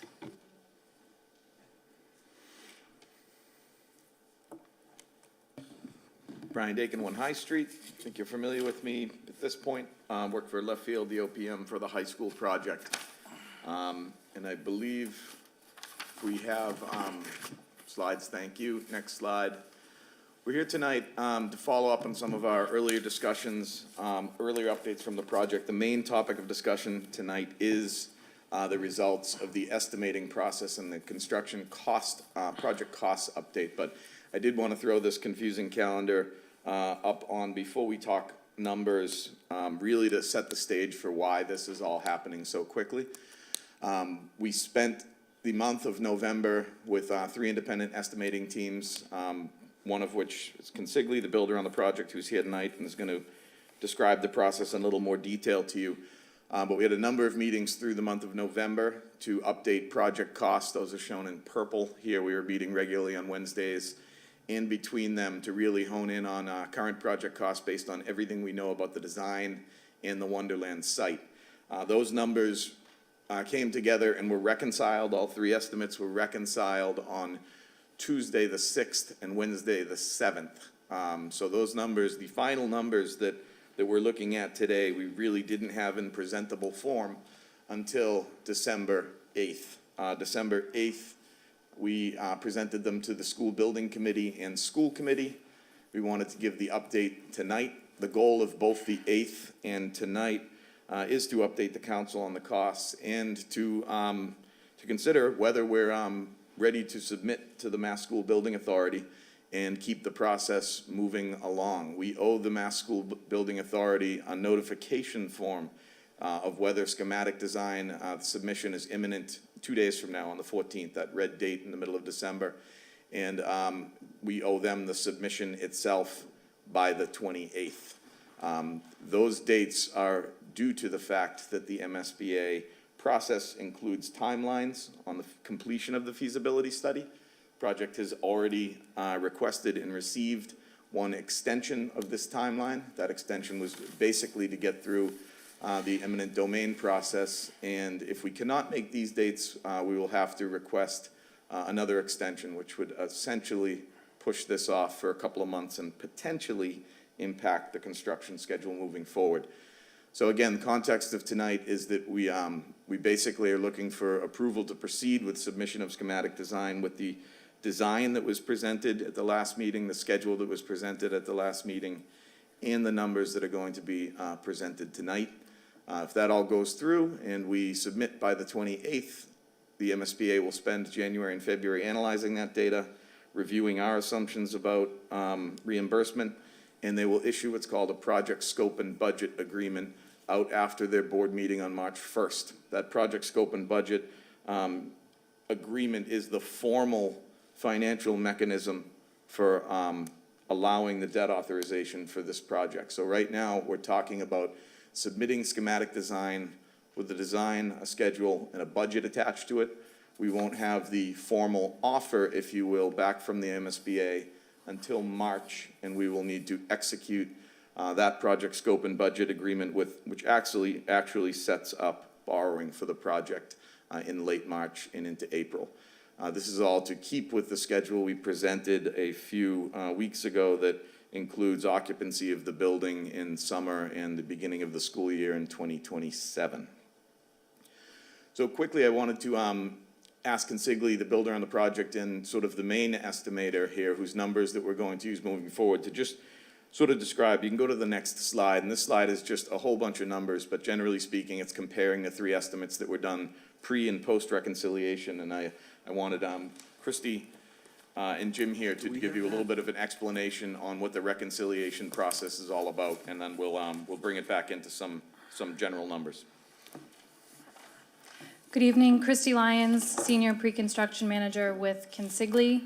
And before we sort of get lost in all of the numbers on the screen, I want to just highlight what the estimating and the reconciliation process entails. And that starts with the schematic design drawing sets that was issued to both Consigli, PM&C, and AM Fogarty. Those last two firms are third-party estimating firms that also are conducting an estimate concurrent with Consigli. We started a 3.5-week process of estimating those documents, which included drawings, details, narratives, and specifications. During that 3.5-week period, we met weekly with the design team and the third-party estimators to review assumptions and really set ourselves up for success in the reconciliation process.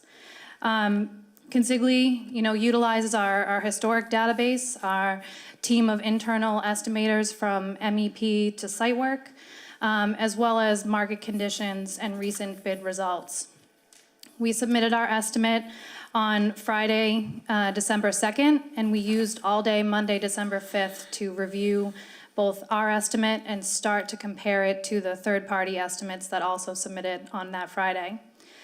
We then embarked on about a day and a half of reconciliation, which is what this graphic here goes to show. So the first three columns on the left where you see original at the top, those represents the budgets, the initial budgets that were submitted on December 2nd, ranging from $435 million to $470 million. And those costs represent just construction cost.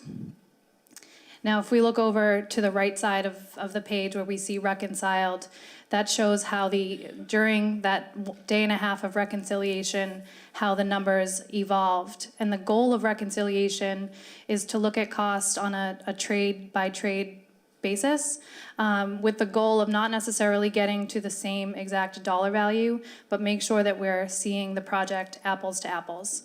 And I can say that we were successful in the reconciliation process with the goal of getting to within 1% of ourselves and the third-party estimators.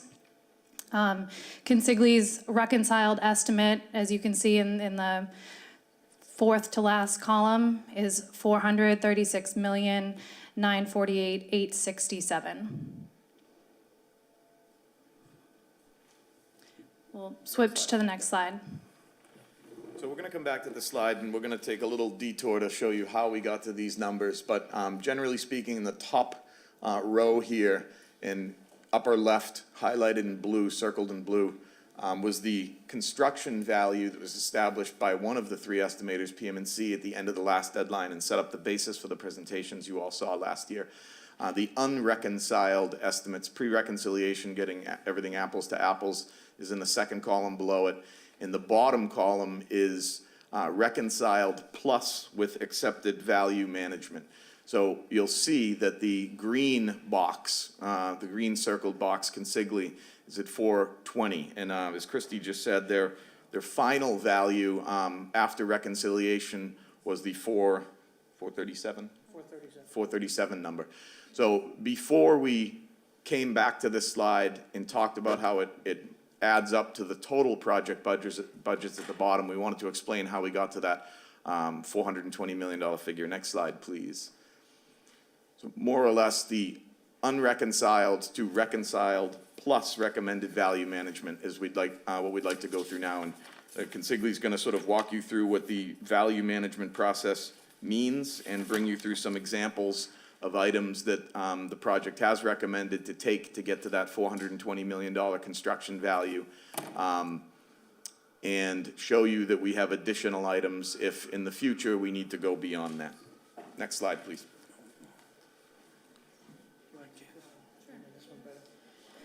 Sure, and what this slide really highlights, as I mentioned, we finished our reconciliation at $437 million. There's about $17 million worth of recommended accepted value management, which brings the bottom number down to the $420 million. The next slide just demonstrates the same exact thing. If you could advance the slide, there you go, but just on a trade-by-trade basis. And then the next slide gets into a little bit more detail. One more slide, please, about what that $17 million in value management represent. Yeah, whenever we do an estimate at Consigli, we also assign all our estimating team to identify any potential value management ideas that they might see on the drawings in the event that we have to find a way of reducing the cost of the job. We identified about 30 different items that we could potentially use to reduce the cost on this project. Sitting with the two other estimators and the design team in left field, we identified 7 that what we called low-hanging fruit. We could take these value engineering ideas and have no impact on the scope of the project or impacting program of the school. So these include the assumptions we made on soil disposal. Based on some early data we were able to get after you took possession of the property, we were able to refine some of our assumptions and reduce the soil disposal projected cost. Being an old guy, it's kind of hard to see those numbers. But all total, none of these items impacted the program whatsoever. And these were very easy to take and have no impact on the overall project. So to the outside, no one would ever know these were ever taken. So that's how we got to the 417. Or 420, 17 million total. Now we have another 20 items that we've identified, another 35 million of potential value engineering that could come out of the project, but they start to impact the looks of the job, possible program of the school. It will impact the parking underneath the building quite a bit. One of the biggest value engineering ideas is to, from the early drawings, they significantly enlarged the size of the garage to accommodate more cars as well as storm surge capacity under the building. If we shrunk it back to its original size, it's a $22 million savings. So, and there's some others that start to impact the artistic look of the building, the program of the building, and we opted not to take those at this time. But they're available if we see things happening in the market. So what's on the screen now, again, the statement at the bottom, I think, is important. These items, which again are mainly technical in nature, really how to build the building and details inside the walls, inside the structural systems, as Jim said, not items that affect the program, not items that any lay people or users of the building would know are there. These have been incorporated into the numbers. They've been accepted value management. Next slide, please. This is the current list of items that have not been accepted, which is one of the means of the project living by the budget we're asking you to allow us to submit to the MSBA tonight. The top item, the $22.4 million item that would once, that was at a hard cost, once it rippled through various contingencies that are triggered off the hard cost, it would be more than that, is the reduction of space in the garage. There's a number of other items in here that start taking, modifying certain features of the building, simplifying certain aspects of the architecture. This right now, in the numbers that we're gonna click to in a minute, is items in the project's back pocket to meet any unanticipated budget goals. We really want to, we understand this is an immense budget. We understand it's gone up a lot in the last year. It's gone up the last 2 times you've seen it. And we're trying to keep as many tools in our pocket to never have to come back to this council and ask for more money to get this project done. Next slide, please. So this is the same slide as before, and I really wanted to just focus on the bottom here. The bottom left blue square shows a total construction cost just shy of $340 million that adds up to a $384.3 million project. That's what was in front of you last winter when we did these updates. That included a projected MSBA grant of about $162.6 million. Resulted in a total potential cost to Revere $221.6 million. The green box, unfortunately, is where we estimate to be now. $420 million construction costs, significantly higher trade costs, building costs, drive the contingencies for the project significantly higher. And with the expansion of understanding that we would need to bring the project through MEPA permitting, the soft costs associated with that, you can see, have also risen fairly dramatically to put us at a proposed total project budget of $499,976.65. Sorry. The MSBA grant, you can see, has relatively stayed flat. It's actually, our projection is it's gone down a little bit. Unfortunately, that's really due to the nature of the process with the MSBA caps, how they calculate their reimbursement as your costs go up, as market costs go up, excuse me. As market costs go up, the reimbursement does not go up. The square footage of the building has a cap associated with it.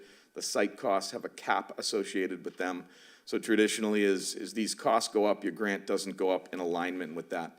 So that puts us at, for schematic design, a potential cost to Revere, $338.6 million, which is a good, it results in about a 32% effective reimbursement rate, which is something that I know we've talked about. If folks have more questions about effective reimbursement rate versus a municipality's assigned reimbursement rate, we can talk about that, but it's really in the details of all the ways that MSBA caps their contribution to the project. So I wanted to finish on, again, acknowledging that these are large numbers, but assuring the council that if we're able to proceed with the project, with this schedule, with this budget, it does not mean this is the amount of money the city, at the end of the day, should have to spend or would have to spend. We can value engineer, we can continue identifying and potentially accepting cost reduction options through the next few phases of the project.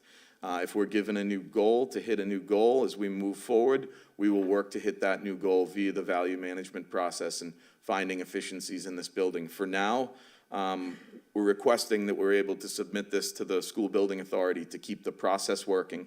That's going to result in the offer from the MSBA coming back. If we do submit it at these numbers, the bottom line project value will read as it is on the screen, $499.9 million. The 161.3 might vary. The MSBA's job in the coming months is to review our assumptions about eligibility. There's chances that they might change some of their cost caps at their December board meeting. Could work in Revere's favor. That grant number could go up, which would drop the potential cost to Revere down. Lastly, I just wanted to, before we stop and take questions, I wanted to highlight the various contingencies that are built into these numbers that make me confident that we will never have to come back to this council. Like, to be honest, a lot of school projects have had to do due to market cost escalation in the last few years. Many projects are functioning on budgets that were made 2 and 3 and 4 years ago. And as construction costs have continued to historically escalate, they've had to come back to their municipalities and ask for more money. We do not anticipate having to do that. Some of the reasons are really that we have the appropriate contingencies built into that $499.9 million number. All said, there's about $85 million of contingencies built in there. There's $27.4 million in a design and estimating contingency that is for items that might arise in the design as we advance it forward from schematic that right now aren't in the estimate. There's $27.4 million in escalation contingency that allows the project to hedge against further bad news in the construction market. There's an $11 million CM contingency that Consigli would have within their contract to deal with unforeseen scenarios or issues with the drawings, issues with bids. There's a $16.8 million owner's contingency that would be effectively your change order contingency built into these numbers. And there's a $2 million soft cost contingency in case there's services, things related to permitting, design that maybe aren't covered by the base contract. So all said and done, we feel this is an appropriate budget. I understand it's a huge number. It's in alignment with other projects that Left Field and Consigli and our estimating and design partners have worked on.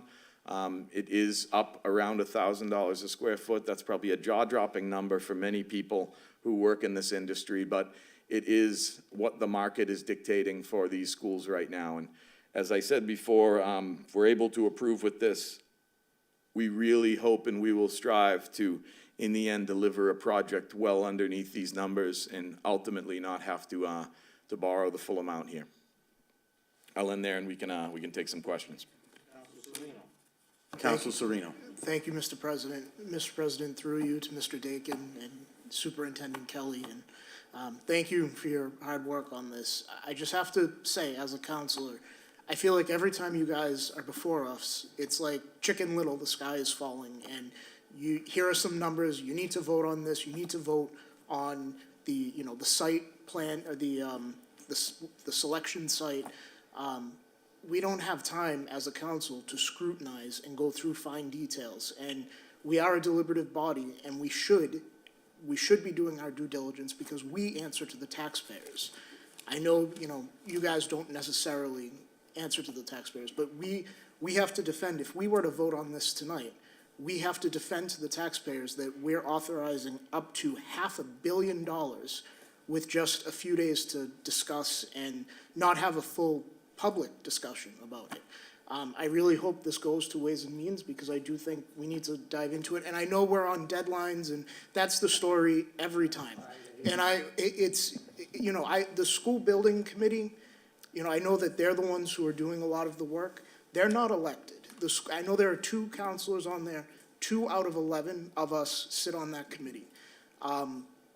I feel that we as counselors, now that we're diving into the nuts and bolts and the nitty-gritty, the 11 of us, should be the ones at that table. We hold the purse strings of the city, and we are the ones that have to make these financial decisions, and we have a fiduciary responsibility to our constituents. And I want a new high school too. That's not the point. The point is that every time you guys are up here, we have, you have to vote on it tonight. There's a deadline. We have to do this. And I understand we're working on deadlines, but it's not fair that this should go to Ways and Means as any other, as any other conversation would have, and further discussion and further scrutinize it before we vote on it. And I probably will end up But if I supporting could it, just, but if I could just respond to that, I think that another way to look at our presence here has been to make sure that you have the most up-to-date information every time that we have new information, and not try to just wait until we have exact numbers and certain numbers. We won't have certain numbers for what this is gonna cost until March.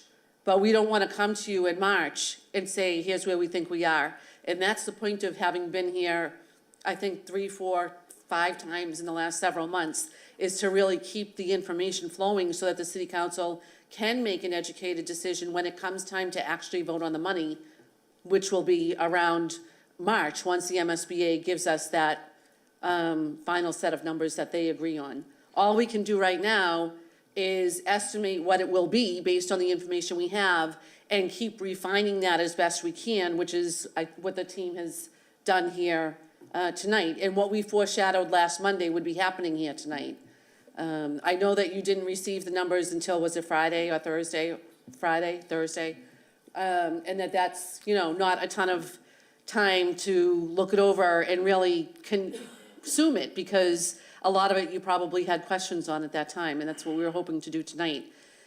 I do want the council, I think that you said, correct me if I'm wrong, at the end of your statement, that you probably will vote for it, but it should go to Ways and Means first. So and I don't want to be opposed to that. I'm going to tell you that pushes this project off of its timeline by 3 to 6 months, which means the inflation that you're talking about is going to be visited on the other end of the project. So I just. Okay. Council Zambudo. Thank you, Mr. President. I appreciate what my colleague had to say, and it's not that it should, it has to go to Ways and Means by our financial impact ordinance. It's over $5,000, it has to go. And I'm tired of the gun to the head stuff. I got a note, I got an email today at noontime telling me that we're gonna be looking at $500 million to vote on tonight. And you can get up and you can do whatever you want, but we went through this when we were bonding the land, and it was, if you don't do this tonight, we're gonna be 6 months out. Well, guess what? If there's gonna have to be an extension, there's gonna have to be an extension, and I'll sign on to that. But there is no way I'm voting for this tonight, and I believe it is not legal for this council to vote on this tonight. Thank you. Any other comments? Council Keefe. Thank you, Mr. President. First of all, I don't know, we're not voting on a bond tonight. But everyone has an opinion. Again, I just don't understand the hostility here. So we should all just be conscious of that. We're all here for the same reason. We all care about Revere very deeply, every one of us. And by all, there's no one on this council is going to understand all this information in 4 days. I get that. Ricky or Councilor Serena, you're 1,000% right. And I'm part of the MSBA. This building process with you. I hate when you come up here and you say, if you don't approve it, we're going to get skipped. I hate it. It makes me cringe. So I get some of the angst, but, I'm also not going to, bite my nose to spite my face, or whatever the terminology is. It's a big decision to be had. We do have people from the fiduciary side in the city, including ourselves, that are going to have to be the watchdogs. We have the city auditor that's going to have to pay very close attention to how this is going to be afforded by the taxpayers of the city of Revere. There are going to be cost escalations, but there are some chances that there could be some savings with value engineering. I believe very firmly and strongly in Dr. Kelly and going back to the MSBA with some different grant filings down the road for these anticipated cost escalations. As she mentioned in the last meeting, that they're no longer going to be doing the escalated repair process for schools. They're going to be taking that money and reallocating it. And knowing how strong she is, one of the number one, one of the top superintendents in the state, if not the country, I feel very strongly in her ability to fight for Revere and fight for what is going to be done for this project that's going to happen and hopefully to be finished in 2027. You know, I just don't want to stand in the way of that. I get everyone's hesitation, but, you know, I'll be in support tonight. Is there any other comments? I guess, you know, I look at this, and as Councilor Keefe said, I was part of the building committee as well, and but the numbers are astounding. Okay, and when we went back, I'm looking at a $384 million project, almost $120 million increase. Now, basically, what you're telling me from and to be honest with you, I wasn't even aware. We got notification that a vote was needed. I think I got communication at 12:30 this afternoon that a vote was going to be needed on a $499 million project. And I can say probably for the 11 of us that are up here, we all want a new high school, hands down. We're all in favor. But what you're telling me is you're building in 85, almost $100 million in a cushion, pretty much. That's a big cushion. That's a huge cushion. And expecting all of us here to vote on that cushion and saying, okay, this is the worst it's going to go, and not including the land sale. And we have less, like I said, we had less than a weekend to review these numbers. And that's a big ask from this council. And to be honest with you, without having the CFO here, because that's a $120 million increase, I personally don't feel comfortable voting on this evening, okay, without knowing how we're going to pay for it, okay? It's not something that is expected, and if it pushes it off, it pushes it off, but this is information that we just got. So this is not our fault, and this is not the city council's fault, that if we're not making this decision tonight and it pushes off that, then so be it, because we have taxpayers and the constituents to hear and represent. And that is a major concern. So personally, I would like to hear from our CFO. It's 120, because basically what you're telling me is, okay, this is the worst case scenario. 500 million, not including the land cost, is our, okay, I'm expecting at that number, you don't come back to us, right? I mean, because if you do, then there's a major problem. So that goes without saying. Okay, my problem is I can't see voting and giving a $100 million cushion and saying, okay, well, if you're off a little bit, you know, we got 100 millions to play with. I don't feel comfortable giving that to anybody. And stating that in this letter, in this communication, yes, while we're not voting for the bond authorization, this is basically saying that this building cost is going to be, at worst case scenario, $500 million. And at this point in time, without talking to the CFO of the city, I don't feel comfortable personally voting for this right now. I'd like to see how we're going to pay for it, how it's going to be, how we're going to afford it, okay, and what things are in place that I'm not sure the CFO is ready to answer. So, I mean, this being a worst case scenario right now gives us an indication of where we stand, but also what it does, it gives Mr. Visquet an opportunity to say, okay, based on this worst-case scenario, how are we going to afford this? And I think the residents of Revere deserve that, okay?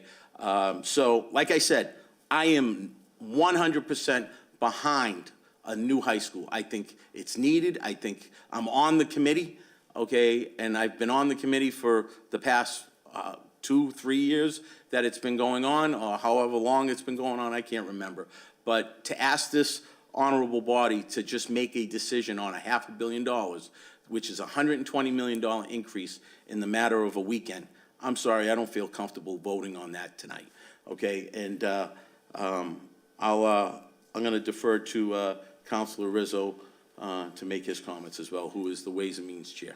Well, thank you very much, Mr. President. And I was just going to offer just a point of information, in all honesty, because as you alluded to, these numbers are up now. They're up over $100 million, you know, since the last time we talked to the CFO. And when we asked him at that point, is this going to require a Proposition 2.5 override or a debt exclusion, he really wasn't committal one way or the other. He really didn't know. You're using a lot of estimates, like they're building, and I'm not comparing a large, you know, this city's kind of putting its eggs in the basket of Suffolk Downs is going to pay for this. But just the same way that the building costs are going up for school projects, they're going up for private projects as well. How do we know that that's going to be generating the revenue that it's going to take to pay down the debt service on this new high school? I mean, we all sit here, I mean, who doesn't want a new high school? I mean, we know we need one. We all want one. But, I mean, our job is to make sure we can pay for it. We're not doing anyone any favors if we put this city in receivership, for God's sakes, over a high school. So we got to be sure that, you know, we know what we're doing. I feel terrible that it seems like, and you know, arguably every single time, it's always, well, if we don't do this, it's another 3 months. If we don't do it today, it's another 6 months. If we don't do it, we might never get it. We can't vote like that up here.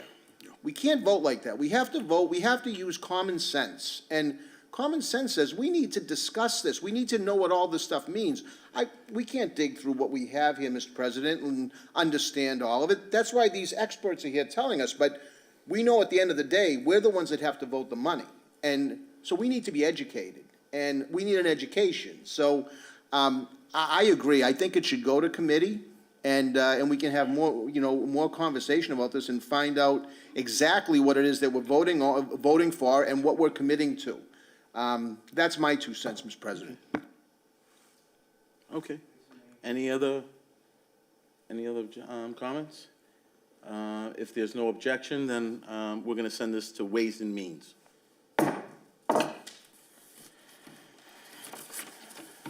Motions, calendar item number 11, motion presented by Councilor Morabito and Novoselsky, that the City Council award certificates of appreciation to the singing seniors who bring holiday cheer throughout the city with their caroling.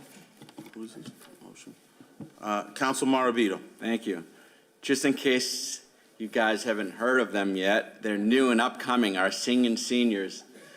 You might have seen them on TV. You might have seen them stop at the Jack Satter House, but they've been making their rounds throughout Revere caroling. So I think it's just brought so much joy to anyone watching them, and it's going to be great to give them a certificate on the 19th. And I hope you guys don't mind. I volunteered Councilor Rizzo and Councilor Powers to sing along with them the night of the presentation. So that will be a great night. Excellent. All right. Any other comments? Great motion. All in favor, all opposed? So ordered. Councilor Morabito sent me an email asking to withdraw this motion. Okay. Okay. Calendar item number 13, motion presented by Councilors Keefe and Morabito, that the City Council award certificates of commendation to the Revere Pop Warner cheerleaders in recognition of their success at the National Cheer Championships in Disney. Councilor Keefe. Thank you, Mr. President. It has becoming somewhat of an annual event that the Revere Pop Warner cheerleading squad has shown such success down, not only throughout the region, but going all the way down to the Nationals. This year, bringing home one national trophy, also a runner-up trophy, and also a top 10 in the nation. So we wanted to, the whole city council, of course, we'll invite them all up here. We'd like to invite them for a pizza party and some special recognition in sometime January when the schedules can align. Thank you. Yeah. Council Marabito. Also, that same evening, Councilor Silvestri and myself will be presenting the football Pats with, junior Pats with a certificate. So we'll have a big pizza party where we can all celebrate them. Great. Thank you. All in favor, all opposed? Calendar item number 14, motion Tony. presented by Councilors Novoselsky and Morabito, that the mayor be requested to establish as soon as possible 2 positions, 1 full-time and 1 part-time, for the Revere Society for Cultural and Historic Preservation at 108 Beach Street. Grants or CDBG funds could be used to fund these positions. Council Marabito, since Councilor Novoselsky's not here. So, our preservation, the preservation of our history museum is very important. You know, it's an irrefutable connection to the past. And we've been doing everything as a city trying to create awareness and create attention to our history museum. We had an event on Halloween, the night of the tree lighting event, and if we can get a grant to fund a part-time and full-time position, this will help extend museum hours so people can go throughout the week. Schools can plan field trips. And currently, the help at the museum is, over the years, been mainly volunteerism, mainly volunteers. So having a part-time and full-time position would really be helpful in supporting our culture in our city. Thank you, Councilor. Any comments? All in favor, all opposed? So ordered. Calendar item number 15, motion presented by Councilor Rizzo, that the City Council award a certificate of commendation to Arthur W. Fauci in recognition of his 95th birthday. Mr. Fauci is a 23-year Navy veteran who served in World War II, Korean War, Vietnam, and the Lebanon crisis. Councilor Rizzo.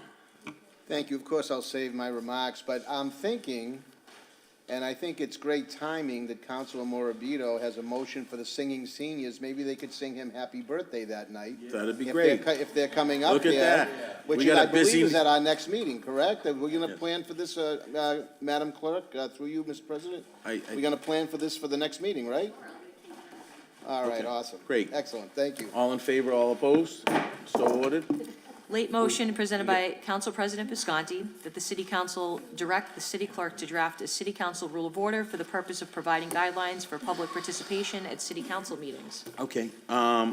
You know, we as a governing body abide by the council rules of order, okay? And this motion is more or less to set some guidelines both for the city council as well as the public. And I don't believe we have that in our rules of order. So I thought it was, I think it's necessary that we, in turn, allow the clerk to develop some guidelines that we, as well as the public, should adhere to. And this by no means is a method of shutting out the public, okay? And as you can see, during my tenure as council president, I think I've been more than lenient to the public as well as to our councilors to speak their mind and voice their opinion. So it's very much wanted. It's very much needed in the city to see how the residents of the city feel. But I think there also should be some guidelines that we should abide by and respect these chambers. So, you know, I know the school committee has some guidelines regarding public participation that we can look into and maybe adopting those, but I think it's something that we should look into, and something that I think should go to legislative affairs. So that I would like to move forward into legislative affairs, if there's no objection. So are we voting, first of all, I wholeheartedly support the motion. Does it need to go to committee, or can we just request the clerk to draft the regulations? Okay, if there's no objection, I'd like to, great, so roll call, or all in favor, all opposed? Aye. Great, thank you. Calendar item number 17, late motion presented by Councilors Sereno and Rizzo that the mayor provide an update on Council Order 22-287 from the meeting of October 17th relative to a request that a meeting be held to discuss the status of the property known as the Quality Inn located at 100 Morris Street with the mayor, inspector of buildings, city solicitor, license commission Frank Stringy, and/or the new community development director. Councilor Sereno. Thank you, Mr. President. Mr. President, it pretty much speaks for itself, but it has been nearly 2 months since we asked that, we get a meeting together of appropriate folks to discuss the future of the Quality Inn and what's going to be happening there, if it's going to reopen as a hotel. And it's just a simple motion to try to get people together to discuss what that future holds. So I'm not sure why it's, taken 2 months, but just looking for an update and hoping, that we get something on the books sooner rather than later. Thank you. Councilor Rizzo. Thank you, Mr. President. Can't add much to that. I want to thank Councilor Sereno for submitting this motion again. I mean, this is kind of an urgent issue. We've had, we've heard all kinds of rumors about what that building is going to be used for. It's a big piece of property. It abuts a very active and vibrant residential neighborhood in North Revere. We gotta get on this, and again, it's another one of these motions. It shouldn't take 2 months to have a meeting to figure out what we can and can't do. So hopefully we can get this scheduled. Great, thank you. Any questions, any comments? Okay, hearing and seeing none. All in favor, all opposed? So ordered. And this, oh no, we got one more? Calendar, one more, late communication, calendar item number 18, veto message from the mayor relative to Council Order 22-324, an act repealing Chapter 402 of the Acts of 1965. Request to place on file, Mr. President. So ordered. And this no further business. This concludes city council meeting, tonight's city council meeting. Thank you. Have a good night.